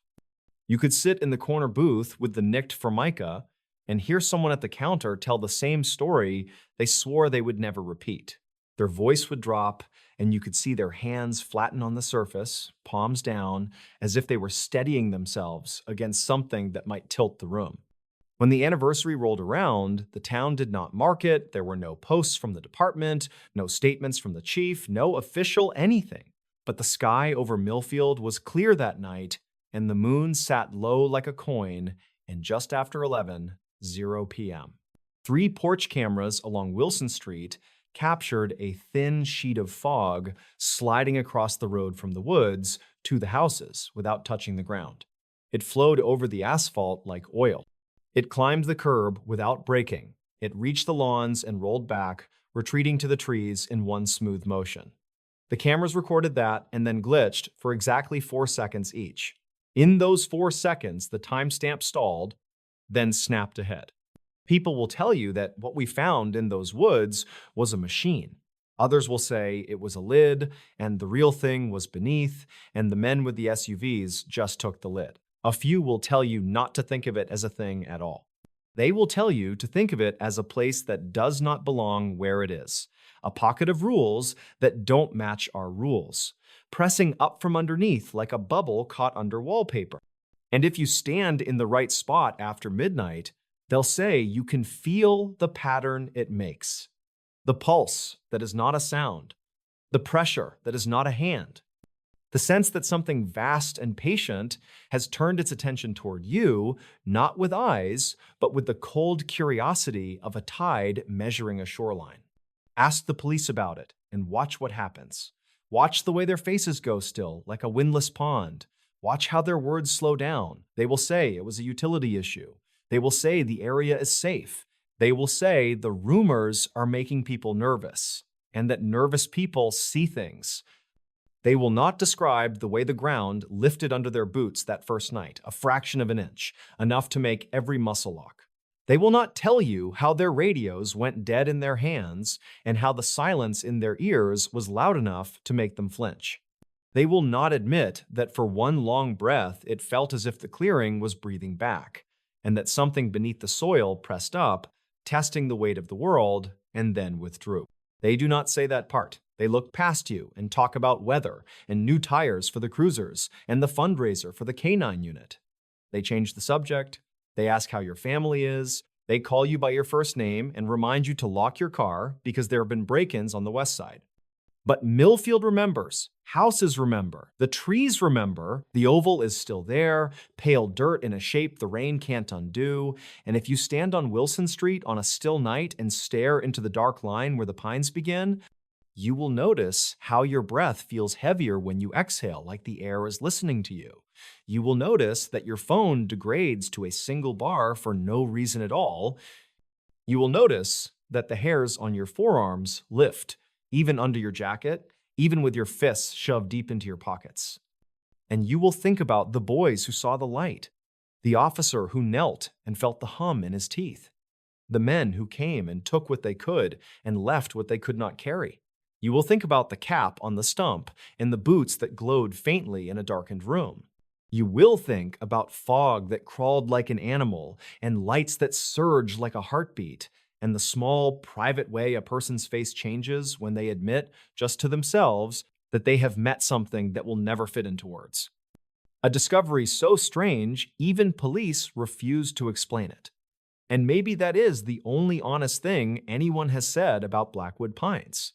Not that it is dangerous, not that it is safe, only that it is there, under the dirt and the leaves and the thin shell of what we prefer to believe is solid ground. It is there. And it is patient, and it is listening. If you go, do not step into the oval. Do not talk loudly. Do not drop anything you are not willing to leave behind. Go home while the streetlights still feel like a promise, and shut your door and set your phone face down on the table if it starts to buzz. If the house hums back at you in a slow, steady rhythm, do not answer. Stand very still. Wait for it to pass. And when it does, when the air lightens and your breath comes easy again, tell yourself the same thing everyone here tells themselves in kitchens and living rooms and quiet cars at red lights. Tell yourself it is over. Tell yourself it will not come back. Tell yourself that whatever moved under that clearing went back to sleep. Then listen very carefully to the silence that follows. If you hear the smallest tremor under your feet, a whisper you feel more than hear, Do not look toward the trees. Look at your hands. Watch how they shake. Count your fingers. Say your name out loud to keep the room steady. The haunting footage security tried to bury. I first heard about the tape at a truck stop off exit 17, the kind of place where the coffee tastes like burnt pennies and the ceiling tiles always look a little damp. A night shift guard sat 2 stools down from me, staring into a chipped mug, talking to nobody in particular. He kept saying the same line over and over, almost like he was trying to convince himself it wasn't real. You don't hear breathing on a silent feed. You just don't. He said it again, louder, then glanced at me like he knew I was listening and wanted me to ask. So I did. Before we begin, tell me, where are you listening from? And what time is it there? He told me about Ridgeway Commons, a tired mall just outside a Midwestern town that has more storage units than stoplights. At noon, the place still gets a trickle of shoppers picking through discount racks. After dark, it's a maze of echoing corridors, motionless escalators, and posters for stores that closed long ago. The guard's name was Quinn, and he said there was one hallway on the second level that nobody liked to watch. It ran past a shuttered arcade, past an empty seasonal shop that used to sell calendars and then Halloween masks, and then sat vacant all year. The camera that covered it was labeled C24 on the matrix. Everybody knew C24. Quinn said the first time he saw it was just after 3 in the morning, a Tuesday sliding into Wednesday. He had the control room to himself.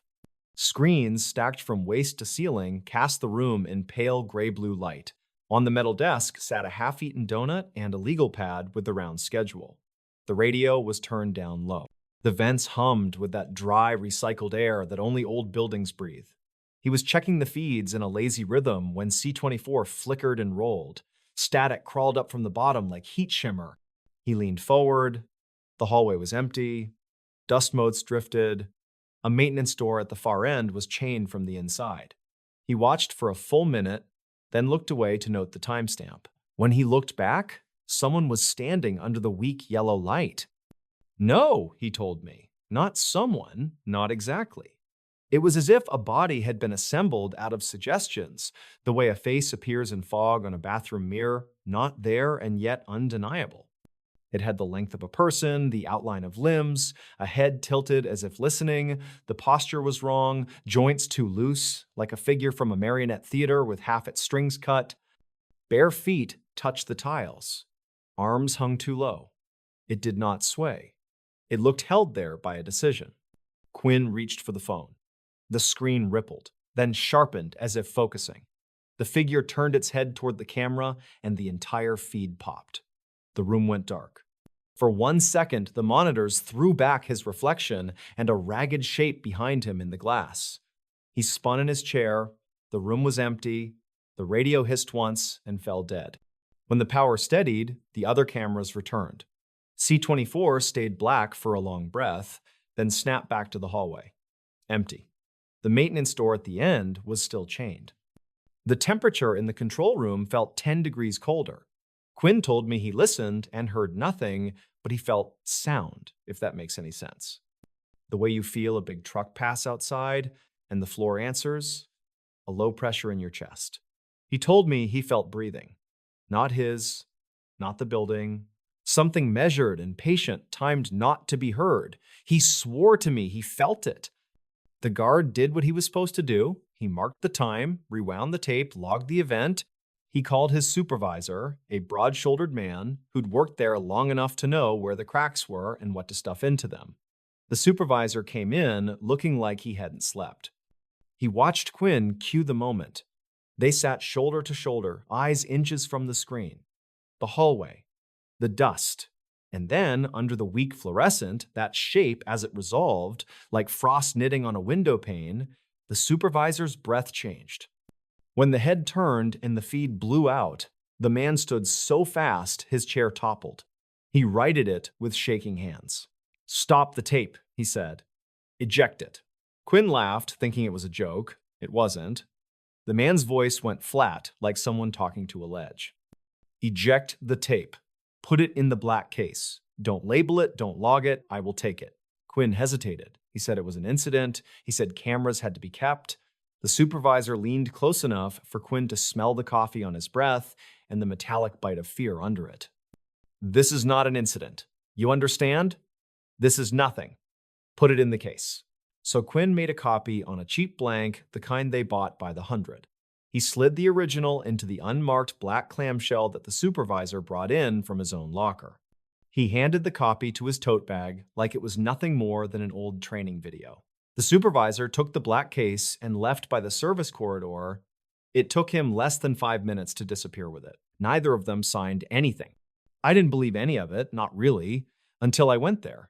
I wanted to see the hallways for myself. Ridgeway Commons sits low and long next to a 4-lane that runs straight as string through farmland, past warehouses and culverts, and a cut-rate motel with a giant plastic cowboy out front. The mall looks like every other older mall in America. Blank walls, faded logos, a patchwork of roof work. But when I walked in near closing, I felt that empty space inside it. The way sound seems to get swallowed. The air smelled like concessions and cardboard. The guard at the podium had kind eyes and a sore knee. He pointed me toward the second level. "You're late," he said, like a joke nobody laughs at. "Shops are closing." I passed a nail salon, a cell phone kiosk, a store selling polished stones and tiny fountains. The escalator whined. On the landing, I could see C-24's stretch of corridor beyond a bend. It looked ordinary. That's what shook me. Nothing special at all. Just cheap tiles, a dead arcade with a sun-faded dragon on the gate, a closed seasonal store with a plastic skull leaned crooked in the display. The air was a touch colder. Maybe the vent was blowing there. Maybe that's all it was. I asked to speak with maintenance. A man with oil-stained hands met me under a rumbling air handler in the bowels of the place. He didn't want to give his name. He said late at night things clicked that shouldn't click. He said doors that had been double-checked came up unlatched. Sometimes you hear it, he said, eyes not quite on me. Like someone walking just behind you, not close enough to touch you, close enough to make you speed up. He laughed, short and mean at himself. I don't go past the arcade after midnight, he said. It's a shortcut, but I don't take it.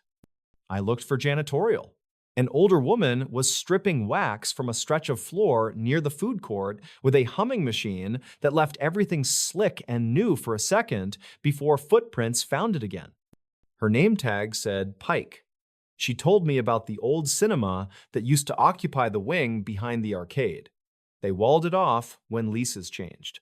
There's a service door back there nobody uses, she said, cutting her eyes to the side. Chained. Management says it's for insurance. But I've seen the chain move. If I look right at it, it's still. If I look away, it looks different when I look back.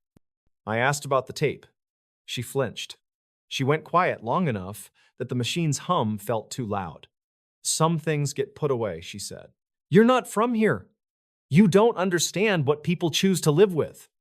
I found Quinn 2 days later at a diner that opened before dawn for truckers heading east. He looked exhausted, and not in the romantic way. He told me he hadn't slept through the night since the tape.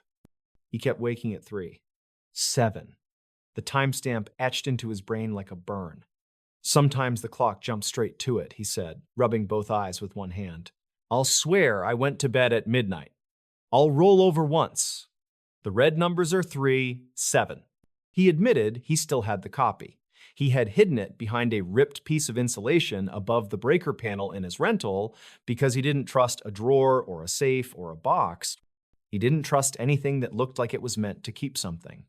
He told me he tried to be rid of it once. He drove it to the river and threw it in. He watched it break the surface and vanish. He slept that night and dreamed in black and gray, an empty hallway, a maintenance door at the end, chained from the inside. In the morning, the tape lay on his kitchen table, damp around the edges, no puddle, no trail, just there like it had always been. I asked if I could watch. He said no so fast, it felt like a reflex. He apologized. He said he had shown it once to a friend and had to leave his own apartment because the sound of the breathing, which shouldn't exist on a silent recording, had found places in the walls to hide. He said his friend moved out of state and never told him where. He said he would never play it again. Then he stared at the sugar dispenser for a long time and nodded at me like a decision was happening to him, not by him. "You can watch it," he said, "but not with me. Not in my place. I won't be there when it's on." We used a cheap VCR from a thrift store because he wouldn't use the one in his living room. We set it up in a storage unit he rented behind a self-serve car wash. Concrete floor. One bulb. He handed me the tape in a grocery bag and stepped outside the roll-up door to smoke. I fed the tape. The blue screen snapped to life. The timestamp glowed in the corner. The crawl of the camera system's overlay looked years out of date, green block letters. But this wasn't years ago. It was just a building that hadn't kept up. The hallway appeared, that bland stretch of tile and burn-spotted ceiling panels. I felt silly, then uneasy, then hollowed out by how ordinary it all was. Far away, a cleaning cart squeaked and fell silent. The hum in the bulb above me settled into a steady tone. I told myself I wouldn't blink. At 3, 7, 13, a ripple moved across the floor that wasn't the camera and wasn't the air. It was the kind of movement you notice only because everything else is still. At 3:7:26, the light 3 panels from the maintenance door flickered once. A shape stood in the next frame that hadn't been in the frame before. It wasn't there, then it was. The shape did nothing. It was the careful silence in a room when someone is trying not to be seen. It was a presence fitted around a human outline and not touching. I realized my own breathing had gone shallow. The shape leaned like it was listening or like it was being listened to by something down the hall. I waited for it to turn. Instead, the maintenance door at the end twitched against the chain as if something behind it had exhaled. The chain stilled, then lifted a fraction of an inch as though weight had lessened on the other side. The shape raised its head. I didn't hear the breathing in my ears. I felt it through my wrist bones, where my pulse lives. The sound, if you can call it that, moved with the tape. When the figure turned toward the camera, the feed flashed white, then dropped to black, then came back with the hallway empty. The timestamp had jumped. The tape had not. When the screen steadied, the spot under the light where the figure had stood showed nothing at all, not even dust, as if a piece of the video itself had been erased by a thumb. The humming bulb in the storage unit clicked twice and settled. I reached for the eject button, like maybe what was on the screen had its fingers on the same plastic, pressing back. My own breath didn't sound like my own. I hit stop. The sound in the room went wrong. Not louder, closer. It sat right behind the center of my sternum and pushed in time with nothing I recognized. Sweat pricked in the middle of my back in a perfect triangle I could trace with 2 fingers. The bulb didn't swing, there was no draft, and yet the air moved against my cheek. I told myself to eject, return the tape, say thank you, leave. The VCR clicked and refused to give the cassette. I pressed again. Nothing. On the screen, the blue returned, then the green block text, then a frame from nowhere, not from the hallway, from the camera room. The angle was wrong for any installed camera. The room in the frame had the same desk, the same matrix of monitors. In the reflection on the largest monitor, I saw a figure in a chair and something behind him that looked like a room, forgetting it had corners. The figure in the chair was me. I yanked the cord from the wall, the screen went dark, the VCR swallowed the tape like a trick. Outside at the curb, Quinn flicked a cigarette into a puddle and didn't ask how it went. He looked at my face, then at my hands, then at the back of the storage unit like he could see through metal. "Keep it," he said before I asked. "I can't have it. If it wants to move, it will. Maybe if you take it far enough, it will stop." I didn't want it, but I took it. Because that's what the story demanded, and because a terrible part of me wanted to watch it again, alone, in a place where I could measure the distance between the breathing I felt and the breathing I could hear. I took it to a motel near the highway, 2 doors down from a soda machine with a flickering light. I slid the tape under the mattress and sat looking at the door until my eyes burned. At 3:07, I woke up sitting straight up in the dark with my hands braced like I'd stopped myself from falling. I hadn't moved. The clock changed to 3, 8 without a sound. The next day, I called the county, then the township, then the mall's corporate office. Nobody admitted anything. I filed a request for any incident logs or inspection reports related to Ridgeway Commons security systems. A polite person called me back to say those records were not readily available. Another called to say there had been a clerical error. When I pushed, the line went quiet in a way that suggested someone in a windowless room had covered the mouthpiece and was deciding whether to hang up. So I did the lazy thing and asked people who don't get paid to lie. A patrol officer who had answered an alarm there told me there were cold spots in that building that made the hair on his arms stand up under his uniform. A delivery driver who used the service entrance in the back said he always knocked on the rolling metal door before he opened it, and he listened for a knockback, not because anyone was there, but because it felt rude to enter without notice. A barista from the little coffee place near the north entrance said that most mornings before sunrise, before opening, she saw footprints on the tile that came from nowhere and went nowhere, faint and bare, like someone had been standing a long time in one place, then lifted their feet without walking. 3 weeks into this, I went back. The podium guard had a new knee brace and a new habit of not making eye contact. The lights felt brighter, like management had decided to turn the dimmer all the way up in the hope that the brightness itself would push everything bad into the corners. On the second level, the hallway of C24 looked newly waxed. A laminated sign hung on a stanchion in the middle of the corridor. Restricted. Maintenance only. The chain on the maintenance door had been doubled. Fresh paint covered the scuffs around the latch. Even the plastic skull in the seasonal shop had been turned to face the other way. That night, the alarms triggered twice with no cause. Officers arrived, took a quick loop, and left with their lights off. Later, a worker in housekeeping quit on the spot after mopping the second floor and pausing to wring out the strings. In the reflection on the wet floor, she saw someone stand up under the light and lean toward her. She looked up, no one was there. She looked down, shoes in the water pointed at her. She ran and didn't come back for her last paycheck. Management put out a memo asking employees not to discuss rumors.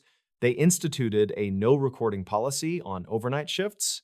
They replaced 3 cameras and left C24 alone, which tells you everything you need to know about courage dressed up as budget constraints.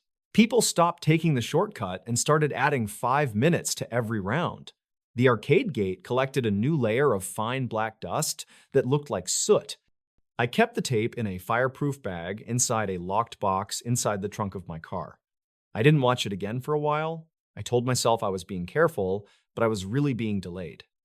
I dreamed in gray hallways and came awake with my heart hammering in a way that didn't feel like fear, not exactly. It felt like I was trying to match something else's rhythm and failing. On a Sunday afternoon, when the sky looked like a bruise, I drove out to a public library 2 towns over with an AV room and a VCR they loaned for old instructional films. I told the man at the desk I was writing about obsolete media. He gave me a key and told me to be careful with the tracking knob. The room smelled like chalk. I closed the door. I set the tape. I told myself I would watch with the sound all the way down, even though there shouldn't be sound at all. The hallway, again, always the hallway, not quite centered, as if the camera wanted to see something it wasn't allowed to. The light flickered once. The timestamp ticked. My breath shortened in anticipation of something I could not name, the way you hold your breath when crossing a short, dark space between buildings. At 3:07, the space changed. It didn't fill. It changed, the way the air changes just before thunder. The figure stood, not arriving, not approaching, but completing a sentence that had been begun before the camera was pointed there. The figure leaned. The chain on the door ticked against metal like a coin nudged by a fingertip on a table. The figure turned toward the lens. The screen flashed. And then, for a fraction of a second before the feed cut to black, there was a frame I hadn't seen in the storage unit. The same hall, same angle, but the far wall was covered in posters for movies that never came out, titles I didn't recognize, actors whose faces were smudges, As if the tape had decided to remember the theater the way someone else remembered it, wrong and stubborn. The frame popped out of existence. The screen went blue. The VCR purred. I took the tape out and realized the room felt crowded. Not with people, with attention, like the air had turned its head. My hands shook as I slid the cassette into its sleeve. In the quiet, I heard the softest sound, a long, careful inhale, like someone trying to make as little noise as possible, practically gentle, and then the long control of the exhale. I held my own breath without meaning to. When I finally breathed, my chest hurt under the weight of it. I left it with a friend in another city who has a habit of collecting things that don't want to be owned. He put it in a mudroom cabinet behind a box of light bulbs. He texted me a week later to say his dog wouldn't walk past that door at night. He called me at 3:11 one morning to ask if old videotape could hold a smell. Like an attic after rain, he said. Like metal, but not sharp. More like the taste of a penny when you put it on your tongue. I told him to get rid of it any way he could. He burned the sleeve, then stared into the flames in his backyard until all the ash turned into a single clumped puck. The tape wasn't in the sleeve anymore. It was in his freezer. He did not put it there. Corporate finally did what corporate always does. They announced a plan to revitalize the property, reduce hours, reimagine underutilized spaces. This meant bricking off the wing behind the arcade and knocking down the service corridor to the old cinema. For 3 days, demolition vans circled the property without going in. The fourth day, a crane rolled into the loading bay with a crew that worked faster than made sense. No photos appeared on social media, no one bragged about the payday. In the morning, the chain was gone from the maintenance store. In its place was a welded plate with 8 bolts and 2 coats of paint. Quinn called to tell me he was done. He had put in for reassignment someplace with loading docks and floodlights and actual people after midnight. He said the night before he walked his last round, he paused at the top of the second-floor stairs and listened. He heard footsteps that matched his exactly half a flight behind. He stopped. They stopped. He started. They started. He turned to catch whoever was making a joke. No one. He looked down and saw a dark, perfect oval in the dust at the landing where someone had been standing long enough to warm the floor, except it wasn't warm. It was cold. Colder than the air, colder than the railing against his palm. He never went back. And that should be the end. You want it to be. A building grows tired and mean. People write off the dark. A tape gets lost or buried or both. The world moves on. But sometimes the story doesn't care what the world wants. Because copies get made. You know that. If one exists, more exist. That is how the hungry parts of a thing keep coming back. Every few months, someone uploads a low-resolution clip to a forum that specializes in catching what shouldn't have been caught. The clip is always short. The angle is always the same. The figure always turns its head toward the camera, and those who watch insist they hear a breath that the file can't possibly contain. The clip is always removed within hours, sometimes minutes, not by moderators, not by takedowns. It just stops being there. The thumbnail remains like a tooth. You click and find nothing. I saved one. I shouldn't have been able to, but I did. I watched it once on a laptop that I don't use anymore, in a room I don't sleep in anymore. The figure stood where the light is weakest and leaned as if the building itself was whispering into whatever passes for its ear. The turn toward the camera was worse the second time and worse again the third, because by then I knew what part of the frame would resolve first. Not the shoulders, not the head. The space just in front of the lens, as if something had placed its hand against the glass on the inside. I shut the laptop and took a breath and didn't recognize the sound that came out of me. It was too careful, too measured, too patient. I sat for a long time without moving, long enough that the street outside went from blue to black and a siren far off moaned itself small. When I opened the laptop again, the file was gone. The folder was empty. The machine's clock said 3:07. I hadn't changed it. I hadn't touched anything. Here is the part I didn't plan to tell. I'm telling it because you asked for every detail, and because when you ask for every detail, you take some responsibility for what you carry away. The last time I stood in Ridgeway Commons, I waited until the gates closed and the old keypad clicked to arm the system. I waited until the night noise settled into its low, hollow hush. I walked up the silent escalator and stood at the mouth of the hallway covered by C24. The wax on the tiles had been buffed to a shine. The air felt stiller than air should feel. I called out, not words, just sound. The way you might speak to a stray animal to let it know you are there without scaring it. I didn't hear an answer. I felt one. I felt a tension gather the way frost gathers along the bottom of a window. I took one step forward. The light 2 panels down blinked as if a tired filament had to decide whether to continue. The maintenance door, now a blank of welded plate, answered with a tiny tick like metal settling. My chest tightened. Not pain, weight. I thought, don't turn your head. If you turn your head, you'll give it a reason.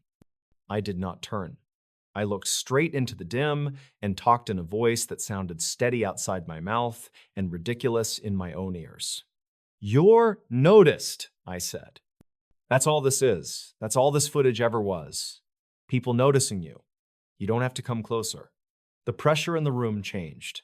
A draft that didn't exist moved past my left ear. I could have sworn I heard a breath leave that did not belong to me. I walked backward until my shoulders hit the railing. I kept my eyes on the place under the weak light. I took the stairs down without looking away until the bend hid the corridor. Only then did I blink. Only then did I realize I'd been holding my breath long enough to make stars pop at the edges of my vision. I let the air in. It tasted like coin, like dust, like whatever's left in a room right after the person you've been waiting for has stepped away. Security will tell you nothing happened there. Corporate will tell you the camera malfunctioned. Maintenance will shrug and say old buildings complain at night. The tape will not introduce itself to you unless it decides to. I still wake sometimes at 3, 7, and listen hard, and the house listens back. And on the mornings when the mirror fogs and a shape stands just over my shoulder that shouldn't, I wipe the glass in a single hard stroke from top to bottom without looking at my eyes. I don't give it the satisfaction. If you ever find yourself in a mall like Ridgeway Commons, after closing, walking a long, unbroken hallway toward a door that used to lead somewhere and now goes nowhere, and the air in front of you feels just a touch cooler than the air behind you, and the light above you hums like a mouth just before it speaks, keep your pace steady. Don't turn. Don't say a name. Don't pretend the silence is empty. It isn't. It never was. And if by some chance you hear, not with your ears, but with the part of you that knows when someone is on the other side of a closed door with their hand against it, a breath that is waiting for yours to line up with it, do not try to make yours match. Breathe wrong on purpose. Break the rhythm. Walk away as if you are late for something.